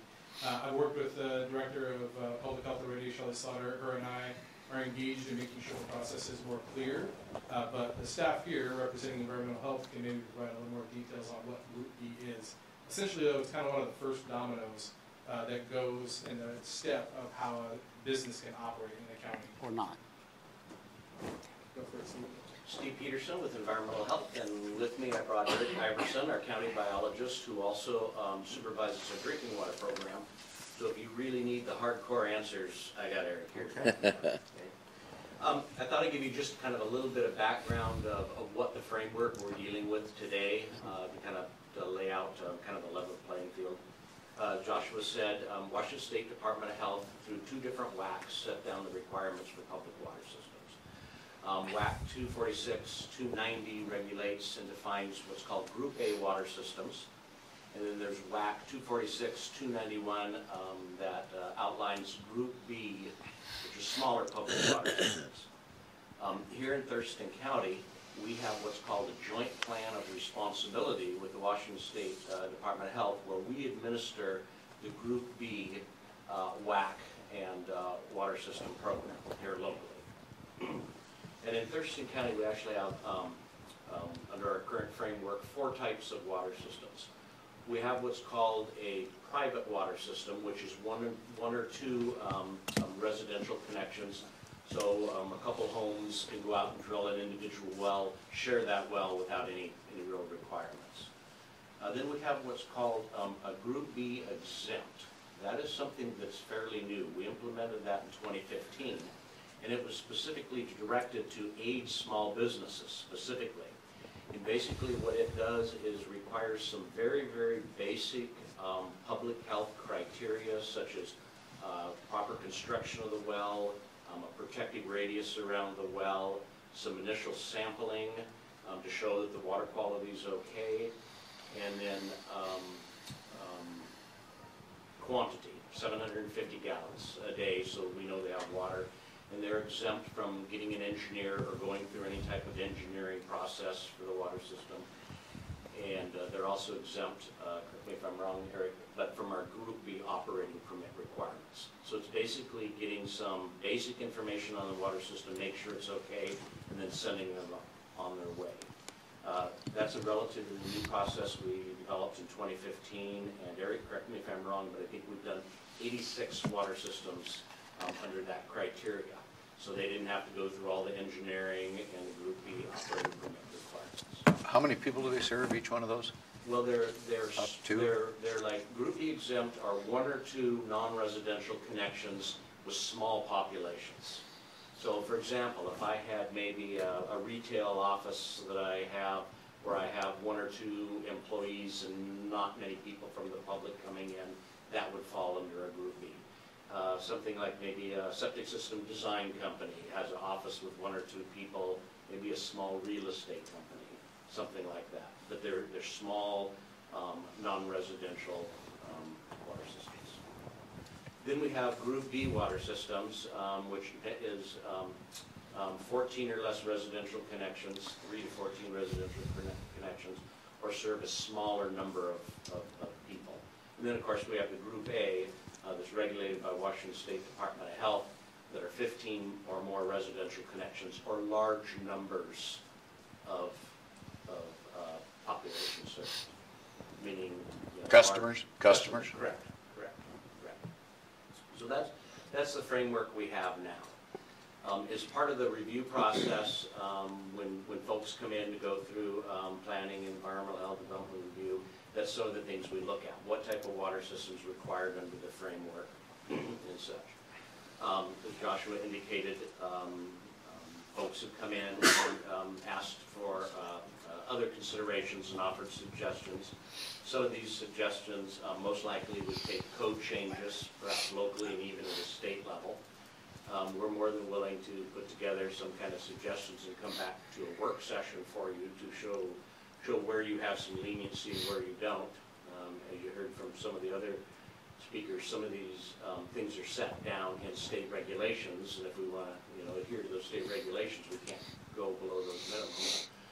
But the dilemma I think some of these folks have is some of the facilities they're proposing are probably going to be large enough that they don't even fall under the review regulations.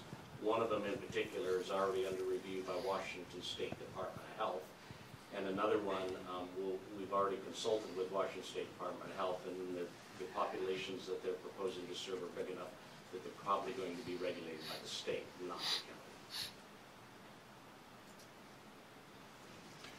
Go ahead. So if a business, I don't know, it's going to have 100 people there, for an example, I'm sure it falls under one of these more restrictive areas then? It would be a Group A or a Group B, depending how many people and the duration of those days. Now, how many events they have a year.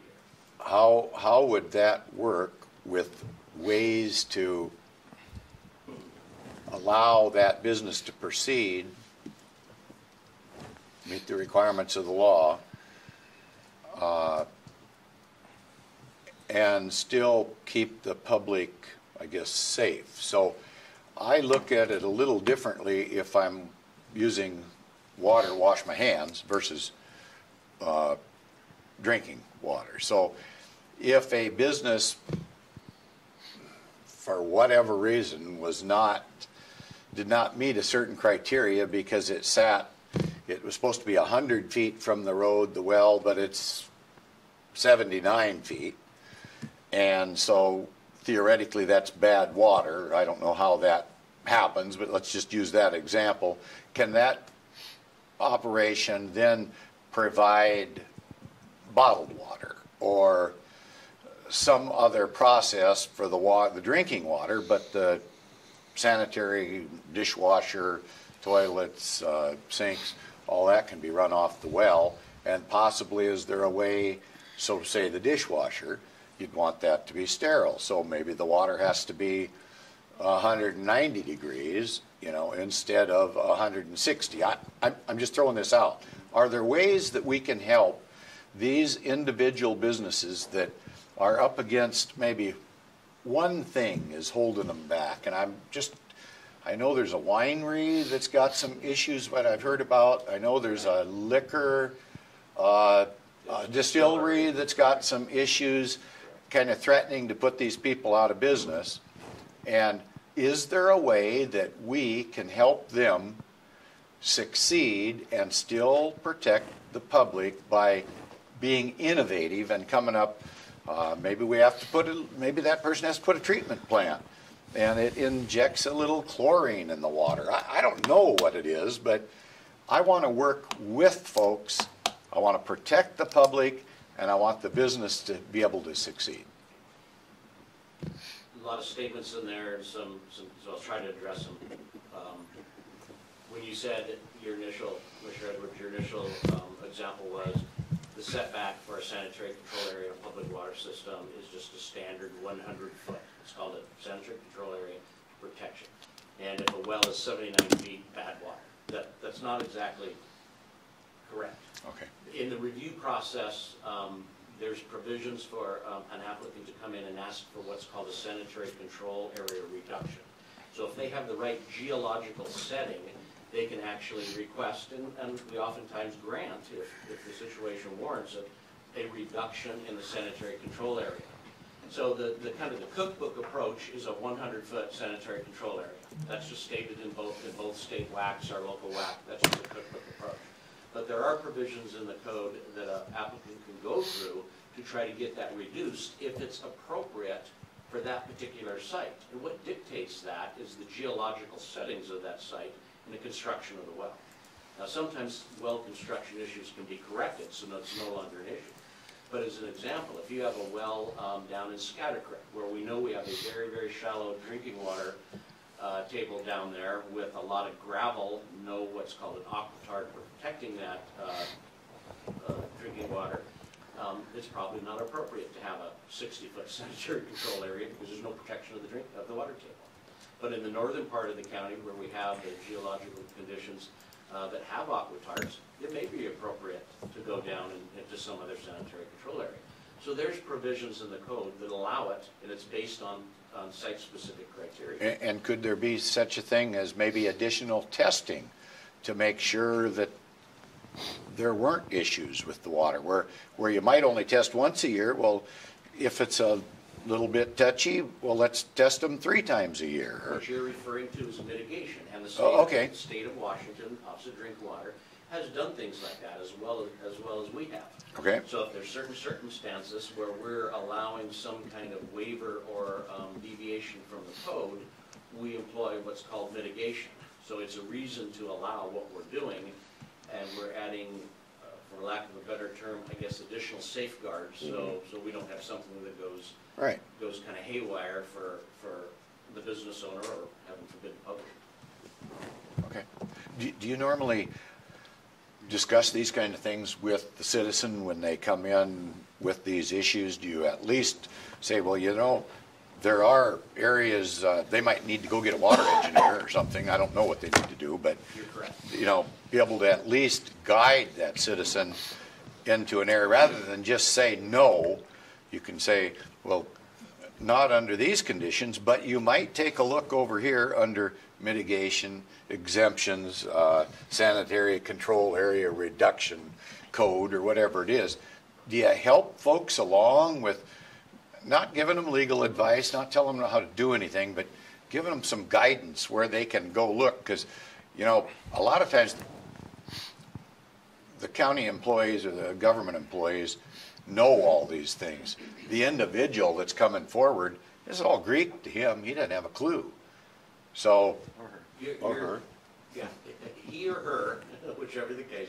You're right. The average citizen, these codes are complex even for us to wade through. There's no doubt that mom and dad coming in are not going to wade through these regulations easily.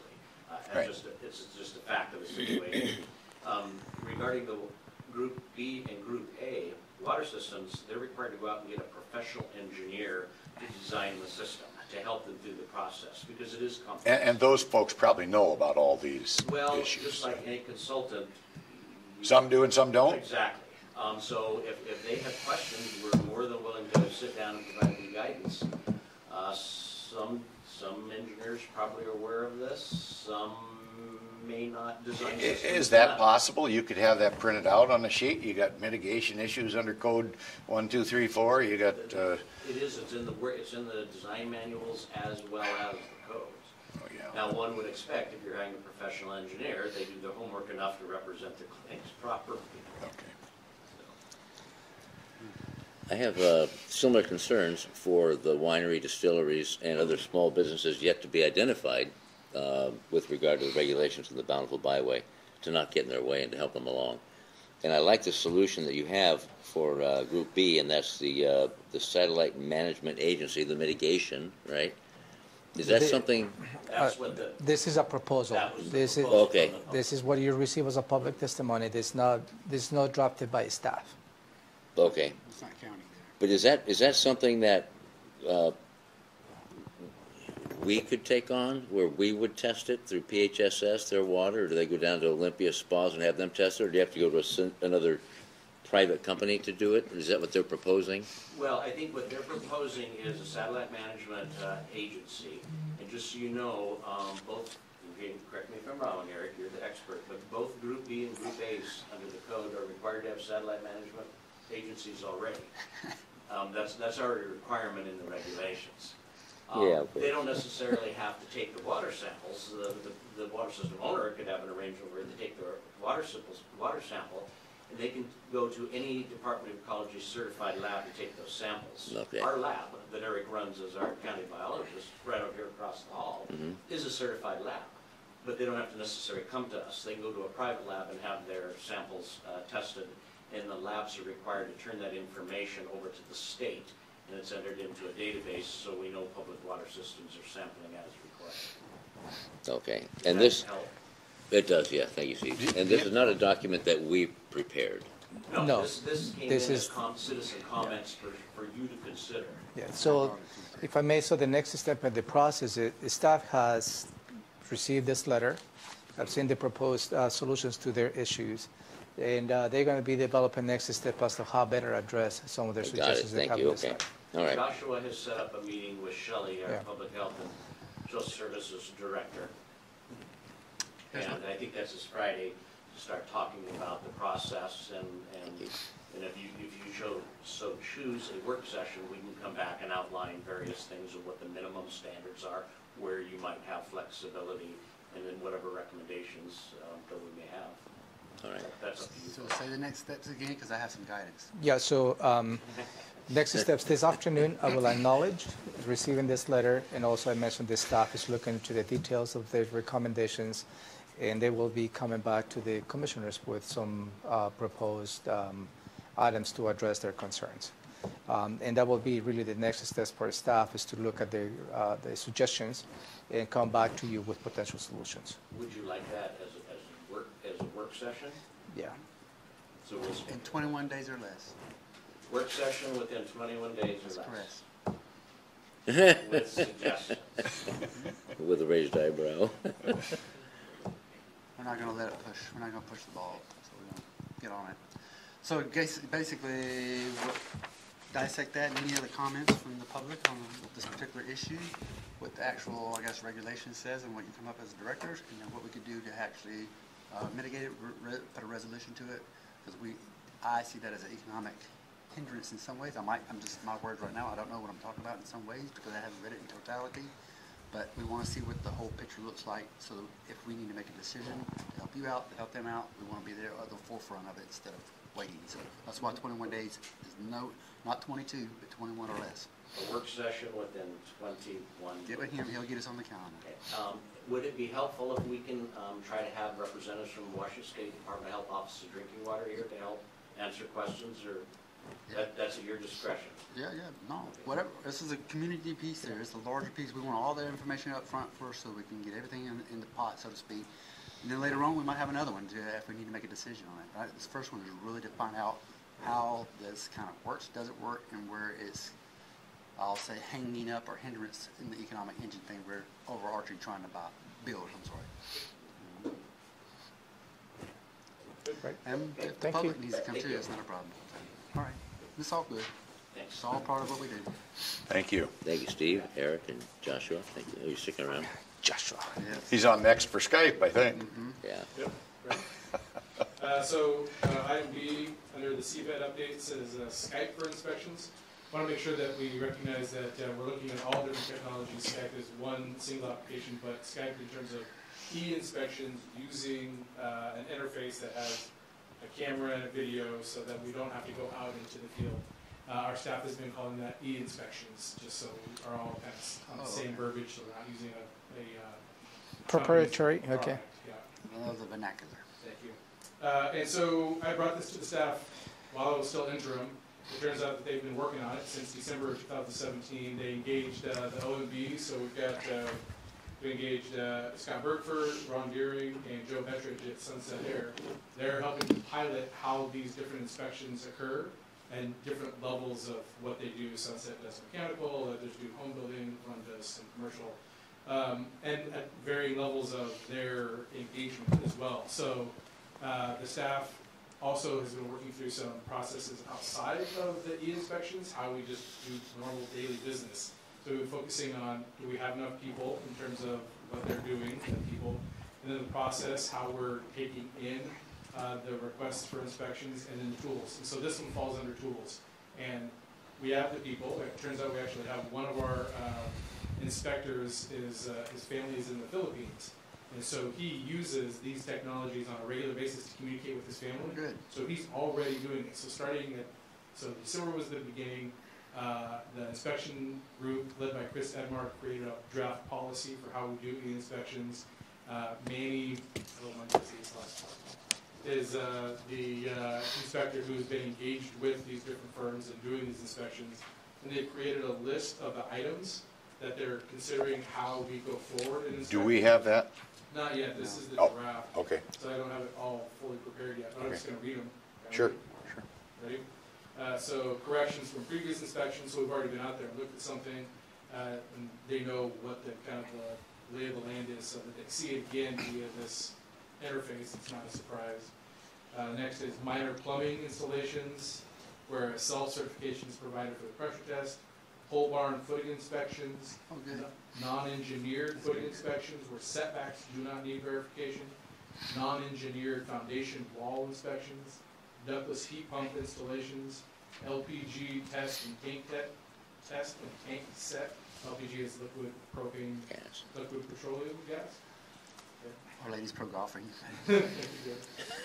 Gas test, groundwork plumbing, slab insulation, smoke detectors installation, and wood stove and fireplaces.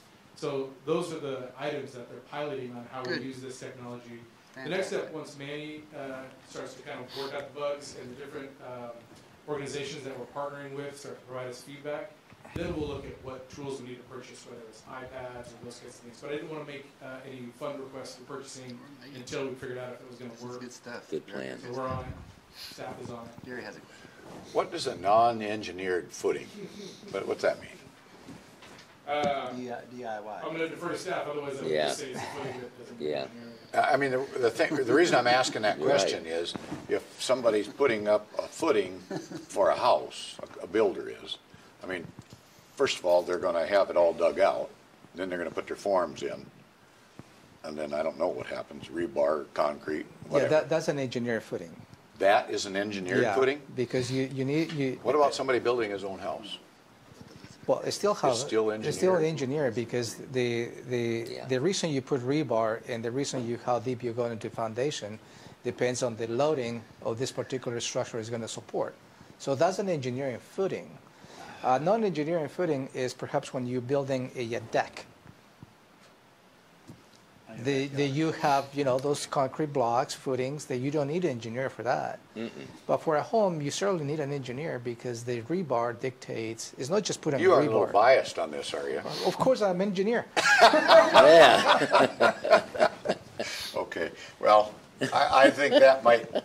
I'm sure other issues will come up that maybe we can say, well, why can't we do this? I want to save the driving, the wasted time, the staff time, and going. So good. And I think that is the objective, and we're working on that. Good. Thank you. Thank you. Good stuff. I love it. Opportunities for success. Thank you. Good. All right. You want to stick around for the rest of them? I'm going to hang out for a couple of minutes, but I'm going to leave the table. Okay. enough of the hot seat. So we're at either Conservation Futures Economic Development position. I'm curious about the Board of Equalization appointments. Elizabeth's here and Ruth and Katie is for that item. All of it? Yep. Okay, so for the BOE. Let's go with the BOE next. Knock that out. So, and this is just to frame the conversation. You reviewed this last week and some of the appointments, and the Board of Equalization as a board sent a letter to you. And that's attached on your briefings on April 5th, 2015, where they state one board member, Mrs. Harbison, is retiring at the end of the month. And the board suggested that perhaps there is a couple with the last name being Pust. Is that pronounced correct? Pust. Thank you. Diane and Jeff Pust. And the board suggested that perhaps Ms. Pust be appointed as a permanent BOE member and Mr. Pust be an alternate. They're both serving as alternates. Yeah, but and that's the proposal by the board after Mr. Harbison retires or no longer serves. That was the letter you received on April 5th. You also received a letter. Excuse me, it was March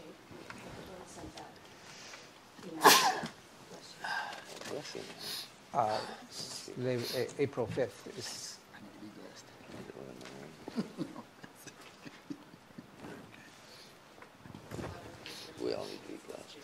sure you do. Oh, then Mr. Hastings, okay, sorry, yeah. And I stand corrected. The recommendations from the board was received on March 8th. Following to that, you receive a letter from Mr. Hastings on April 5th, which he had raised some concerns about Mr. and Mrs. Pust on having been part of the Board of Equalization because they own a real estate agency and perhaps may create a conflict of interest. And as you may recall, the conversation that you had last week was perhaps what happens if, in fact, if they just have a business discussion over a dinner table, will that considered to be a quorum in a way? So anyway, so there is a decision point that you need to make. Okay.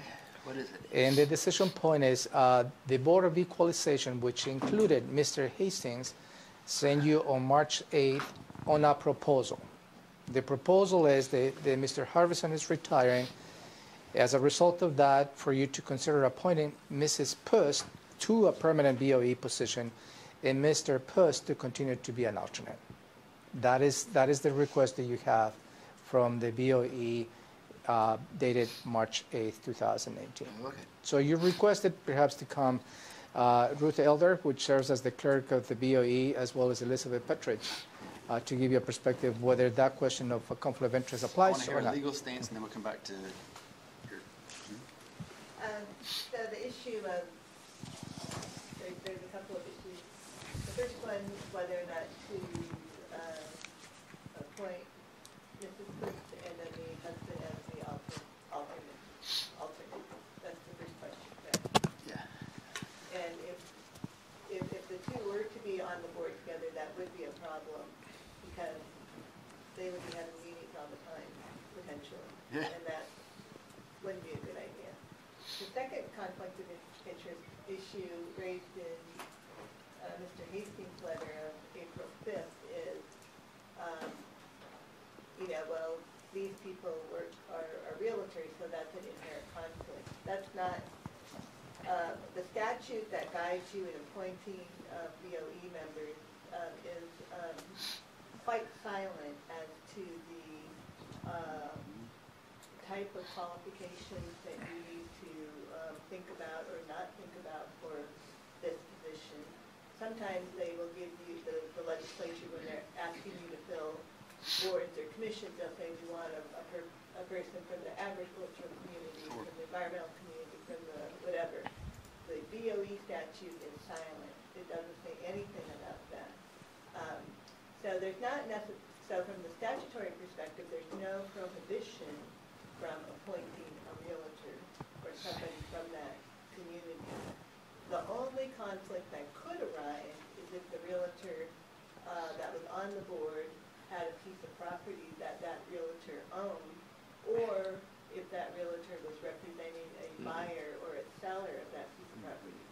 That type of situation could be dealt with rather expeditiously on a case-by-case basis, and that realtor could recuse him or herself from deciding that particular case, and an alternate could come in.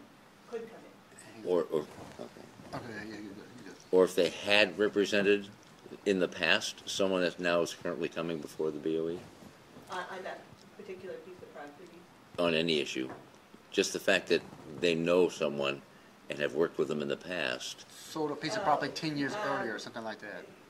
That could be explored on a case-by-case basis. Okay. But generally, it's just, you're dealing with a particular piece of property. Right. So you're looking at what connections or conflicts does the board member have with that piece of property. Okay. You had a question? Yep. Okay. Now, Elizabeth, recusing oneself is a normal process within a framework of any board, right? To be able to, Yeah. right. But what if you had two people who had to recuse themselves because of knowing that piece of property? So that's a good question. Is you Good had, question, like, yeah. one board member representing the seller and one board member Right. representing the buyer. Mm-hmm. Is there just one alternate? Well, I'm just There's several. hypothetical. Well, hypothetically, if, There's some lap guidance I can share. yeah. So hypothetically, they both recuse themselves, and then the two alternates would. Okay, there we go. I just want to know what the A plan could look like. I'm not trying to get into detail. Plan B, yeah. There's flexibility there.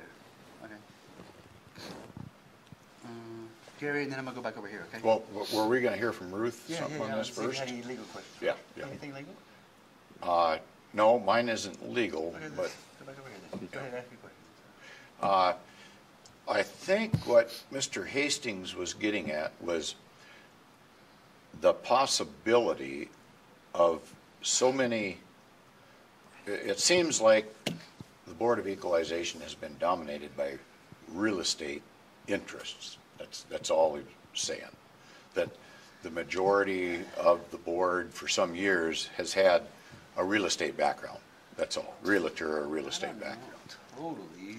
I don't know the answer to that, but his issue was, as they're determining value, does the real estate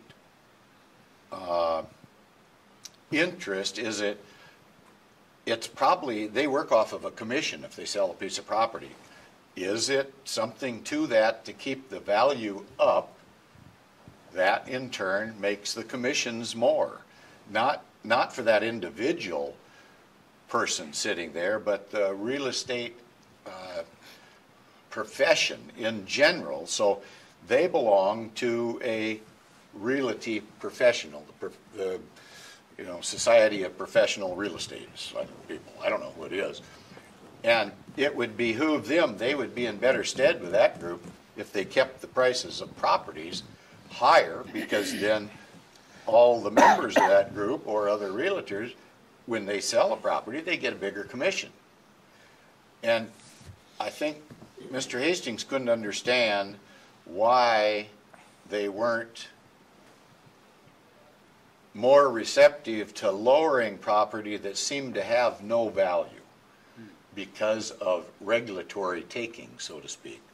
Whether that is a 300-foot setback or a gopher or a wet area or whatever it might be, he's advocating for a devaluation in that property. And it seems like others are saying, no, we kind of go along with the assessor, that it is worth more. We'll give them some break, but obviously not the same break that Mr. Hastings is opting for. He's just questioning, is the mere fact that the members of this board are dominated by the real estate interest, are they reflecting the view of the real estate community and keeping the price up? The primary members of the board right now, are they all three have professional backgrounds as real estate in some capacity or another? Two. One of them, Just one of them. of the regular members. Regular members, that's all. Just one? Just one. Not the alternates yet, we'll get to that in a second, but just Okay. three, I'll call them primaries or regulars, whatever you want. That's right. So only one has a real estate professional background. That's right, sir. And by chance, you know what the other two have? I'm just curious. Yes, the one is a retired dentist who actually was a dental school administrator for many years. And then the other is Mr. Hastings. And his background? He was a professional law enforcement officer at one time in his career. He's also done, as I understand it, a number of developments. Contracting, I think, Yes, was his thing. contracting and development. Sure. And now the alternates, are they the same question, all three, or some, can you name their backgrounds? Yes, all three of the current BOE alternate members are real estate brokers. But they, okay. So is that, I just want to. Yeah, that's kind of the issue, and I think there's So the alternates is where we there's have one a up potential for conflict. one up for reappointment that is a realtor, Mr. Graver, and the Poost family is also real estate. Sure. That's all. And apparently there's a history. I don't know, Ruth, how far back you go. Well, that. I go back over 22 years. Well, yeah, but do you recall So I can tell you their that occupations? over the history of this board, and it probably won't surprise you, the large majority of people that would be interested in serving in a board like this and willing to put up with the rigors and the demands of the position have by and large been people who have professional experience in the real estate or land use or development industry. And it's run the gamut. We've had real estate brokers, we've had professional fee appraisers who work in the private world. What kind of appraisers? Fee appraisers. So folks like if you go out to get a loan on your home and the bank contacts them, and those folks we refer to as fee appraisers versus appraisers in the assessor's office. Gotcha. We've had people who are professional certified appraisers who came from the Department of Revenue as their professional background. We've had people who are accountants, who are land use executives, who are attorneys. It's been kind of gamut, but almost everyone has some kind of professional background in real estate. So the dentist fits right in. Well, the dentist, as So does you the might law imagine, It's he's funny. been a law school administrator, actually not even, he was in the U.S., but also in the Caribbean. Yeah. So he's owned a lot of property Yeah, over his career, and then he happens to actually be on architectural committee in his own subdivision. There you go, And that okay. was part of what brought his interest to serving on the BOE, as I understand it. So there is a WAC rule that I want you to be aware of about conflicts of interest that the Department of Revenue has implemented. It's WAC 458-14. Well, he was confident. Say it again, please. Okay. Say it again, Sorry. please. WAC 458-14-146. Thank you. And Paren 2 specifically addresses those issues where Board of Equalization members who are or have been real estate agents, real estate appraisers, or assessors, they have to recuse themselves. It says, shall disqualify themselves from hearing an appeal regarding property with which they've been involved until the property's been revalued by the assessor's office. Well, the assessor's office revalues properties every year in Thurston County. So your question, sir, where you asked what if someone was involved with the property 10 years ago, what I could tell you the current board members would do is say to the person, you know, because oftentimes it's not the same owner, by the way. We've had so much growth and so many transactions of these 120-some thousand parcels over the 10 years. You can say, I was pretty familiar with this home, or I was the listing agent on this home at one time years ago. I'm intimately familiar. He disclosed that to the parties as he should at the hearing because he could, to an extent, be relying on his personal knowledge. So it's important that the parties are aware of that as a fairness issue. But those situations come up. I haven't had any concern about any of our members, and we've had one from each of those professions. I've never even had the issue come up other than them being extra cautious and saying, I was involved with this property, it was 3 years ago, and not with the current owners, but I still feel I should tell the parties, and absolutely. If it's that they've done significant amount of business with someone who's to appear before the board members have simply recused and not served that day, if they know it's on the calendar, or said I'm recusing myself and removed themselves from the hearing. Okay, great. Yeah, they spend a lot of time going over ethics among themselves. It's a primary concern. Oh, yeah. But anything from what you said? Yeah, no, I think we just wanted to make sure we were answering any questions that you have. You know, I think based on Ruth's past experience, appointing alternates is a good way to go in terms of having a knowledge base for that person to be able to walk into that permanent board seat and have the information to be able to perform the functions that the board is charged to do. So I think that's why they've recommended what they have in terms of replacing Mr. Hardison. Okay, so can you restate the decision and the recommendation all at once so we can have the Yes, accurate- and again, the Board of Equalization, which includes, I believe, Mr. Hastings as a board member, sent you a recommendation on March 8th, 2018, where not only the Dr. James Harbison date for his appointment is expiring, I believe, at the end of March, but he can be extended. But He continues to serve. Yeah, but he planning to be done with his appointment by June. And the Board of Equalization suggested that you consider appointing Mrs. Poost as a permanent board member of the BOE, and do nothing with Mr. Puss because he will continue to serve as an alternate. He's already an alternate. As an alternate. So that is the request that you received from the Board of Equalization as a whole, and that's the decision point that you need to make. Was there any comments? Yeah, I do. What? We did get another application for the Board of Equalization also. Oh, when? Thaddeus S. May. Thaddeus? Yes. Oh, I like that. Do we have And it is in the packet. But Okay. I have an issue. An issue? Does the BOE Oh, take an comment. oath? Are they sworn Yes, in? annually, they take an oath to fairly and impartially perform their duties as members of that board. Annually, they do that. Yes. Okay, thank you. It's good to know, I didn't know that. Oh, the application's in the packet. Okay. Okay, and I see there's a Mr. Graver that's also looking for a reappointment Yes, sir, to that board. So, as an alternate. as an alternate? Yes, Okay, as an yes. alternate. I didn't see the alternate part of that. He's the broker owner of the, Army. the co-owner of You the know? Windermere Agency. I did know, I may. Yeah, U.S. Army. Wow, I'll take a look at it. Anyway, I guess 66 from, to 69. I don't think I'm sorry, go ahead. from my perspective, I'm not comfortable with having a husband and wife on the board, first of all. And I'm not ready at this point to make any appointments to the board or reappointments to the board until we get a little more time to look this over. Okay. We're going to hold and do some more analysis. Okay, so you have, We're going to miss next week's.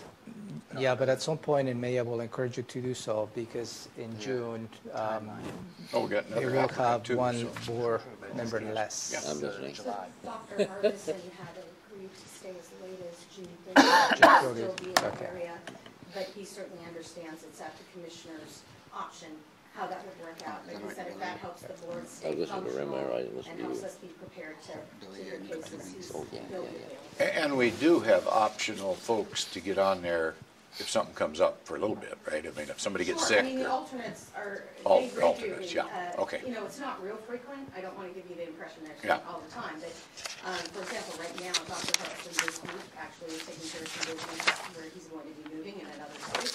So we actually have a couple alternates coming in to cover a couple meetings in his stead. Okay. Robin and then, oh, sorry. So Ruth, is there training that the members are required to take prior to serving? So there is an annual training sponsored by the Department of Revenue, and new members must attend that training within 1 year. At this point, our BOE members, in my knowledge, have never been impaneled without first completing that Department of Revenue training, which will incidentally be held in June in Wenatchee. And that's a 2-day training for new members. And then we also do an on-the-job training with any new member, including alternate members, before they're ever impaneled on the board to hear cases. That's really to help them be successful, so it's not so overwhelming. So I will bring this item again on May 1st. Okay, perfect. Thank you so much. Very informative. you, It's thank what we you. needed to hear at this point, this juncture of the process. Thank you. And I'm going to try the Conservation Futures letter real quick. Yep. The Conservation Futures Program, last week you received a briefing, and I think Commissioner Blake was absent on the Capital Land Trust. Is this for Andrew? Capital Land Yep. Trust. For Andrew? Yeah, Andrew Amanda. and Josh. Read. So Amanda Reed was here and provided just a whole perspective of what they do and what is the the value of having a conservation futures program. During that conversation, we also you may be tracking that the conservation futures money that it was allocated for the Monarch Park. That particular project has not materialized, and we have received the money back. So it's back into the county. Okay. No longer is a Monarch Park project. So as a result of the conversation, Commissioner Edwards wanted me to bring this item for your consideration, whether you would like to entertain a conservation future program with a small amount, not necessarily with the entire full process. So I don't know what you're asking. Okay, you want me to frame that? Yeah. 32 seconds. And then I'll please. reframe it. Okay. Yeah. As we had that meeting, you weren't here. Okay. Hutch ran the meeting, did a good job, I might point out. Yeah. Anyway. Deflect. No, it was great. I think it was great. Thank you. Thank you. Oh, I know, yeah. What's the Thank bottom you. line we want to do? Okay, so anyway, we made mention at some point in time that we'd gotten this money back from the Monarch project. I can tell you the Monarch project was always very questionable by me for the last several years as to why that even happened the way it happened. But it did. Okay. And so then we got the money back. What do you want to do with the money? Even the folks that came, the three people from three different conservation groups, trusts, they knew, they felt that Monarch thing was a poor example, is what I got out of it. Okay. Okay. But anyway, we got the money back. Okay. What do you want to do with the money? And someone from the group made a proposal, well, even if you made, if you opened it up for a limited amount of money, because we've kind of froze this for the gopher, if you opened it up for a limited amount of money, even that would be beneficial and help us get the higher priority project that we might be working on, so they could at least apply. That's non-HCP you're talking about? Yeah, nothing to do with HCP. Okay. Just want to make sure. And so I did say at that point that I'm open to taking this money that we didn't know we had, from the Monarch, that we got back from Monarch, and putting a limit on there that, okay, this 250,000 or whatever it is, I'd be willing to put that out as an example. I mean, I'm not at odds with conservation futures or the intent of conservation futures. So you want to use it for alternative purposes? Yeah, okay. Just to say, let's accept some applications okay. for that limited amount of money, and because I'm on their side, I really am. I'm all about conservation. Okay. I just know that because we need to come up with money for a gopher problem. Well, that's a different issue. That's a different issue, and we've kind of locked that money up until we get this figured out. So this is new money that came in. How much is the total amount of money we received back from Monarch? About 250,000. So why don't we just put out a bid or request for applications like we used to do from, I'll say, the old days, like 4 years ago, old days, and just start that again for that amount. I mean, no problem. I mean, that's kind of what I'm advocating, but I know Hutch has got a view on it. You have any issues with it? No, I'm fine with that because my my ideology will come in at the time of approving who receives the grant. Because of the three people here, one said it's all or nothing, so that reduces it to two people for me. But others may put in for it. Andrew, can you take like 10 seconds and describe how we used to do it? So with the applications, how we did it with the people. Did you want to say something? Yeah, go ahead. You also receive some feedback that you would like to review the selection criteria for the conservation futures. And you had a briefing from Andrew. They give you some opportunities as to how you can change the selection criteria, modify it, or do whatever. So the question, if you decide to move forward with this smaller program, will be whether you like to continue with the modifications of the selection criteria, or just go with the status quo. So I can't remember. Could I make a comment on that? Okay, but Andrew's going to talk. So. I guess if we decide to put this 250 up on the table and take application, I would, after we decide that, then I'd like to have another more than 3-minute presentation by Andrew about any changes that on the criteria. Well, of course, yeah. Well, actually, it was more than 3 minutes. It was I know. An actual briefing. It was an actual briefing that he presented to you over a month ago. Okay, but whatever. Maybe I'd like to have another briefing. Me too. Between that, okay? So at some point in time, if we decide to put up the 250, so when do you need a decision on the 250? I can make that decision right now myself, but I don't know if it's legal or not. We can do it. We're ready to do it. Okay, so we're going to have a 2018 conservation futures program for up to $250,000. Done. Okay.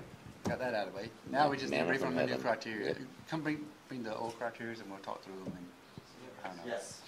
Yes.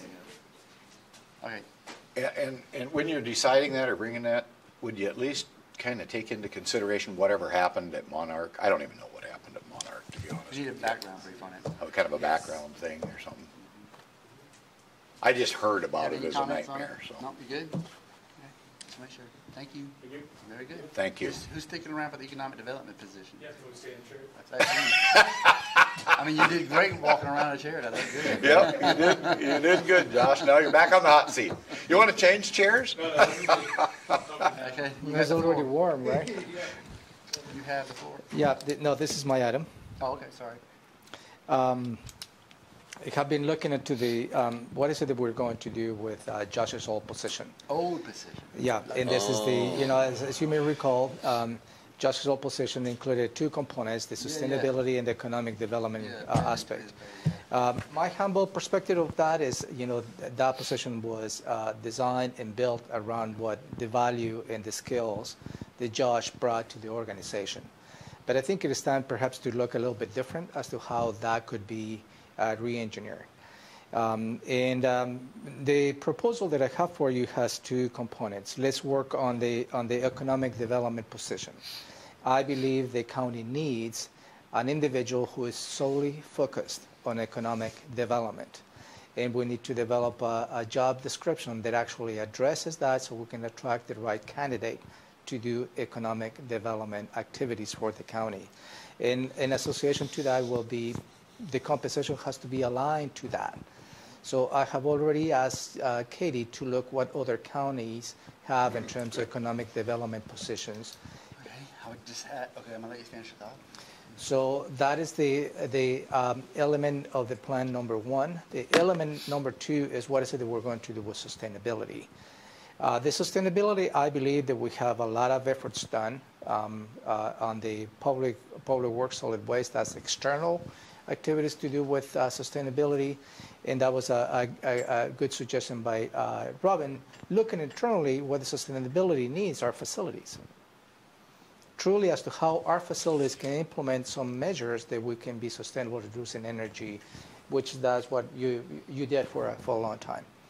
So I'm suggesting that perhaps the sustainability aspects can be a position created in central services. And that position could be funded by solid waste, as it is right now, as well as indirect cost, and by all the different funds. Services? Pay for itself. I don't know. My initial blush is I'd rather have him working for Josh myself. But that's just my initial blush without knowing much about it.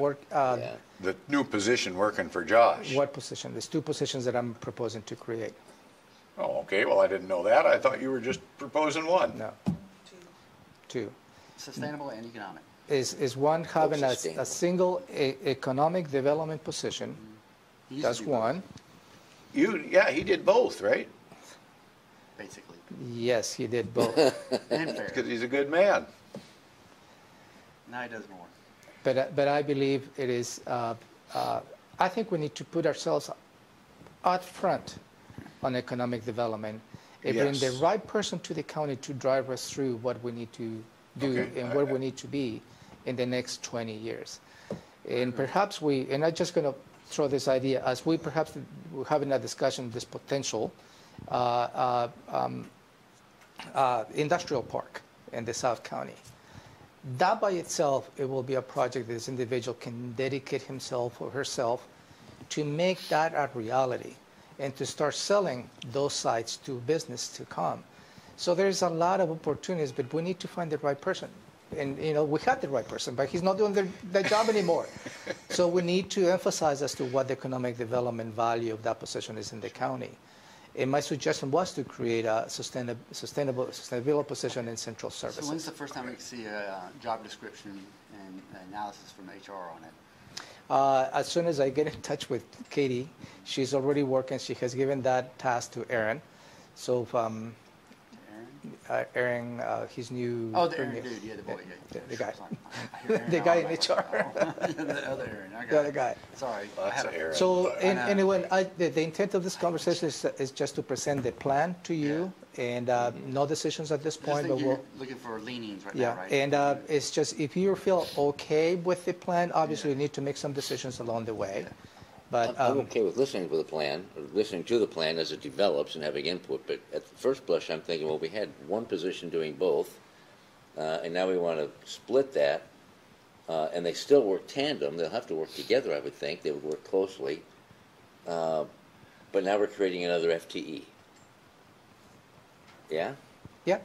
So I would have to really scrutinize that, Yeah. because And so what many funding? different departments need What fund FTEs. So the sustainability position will be funded by solid waste and indirect cost. That will be the new position. Oh, okay. And the economic general development position will be funded by the general fund.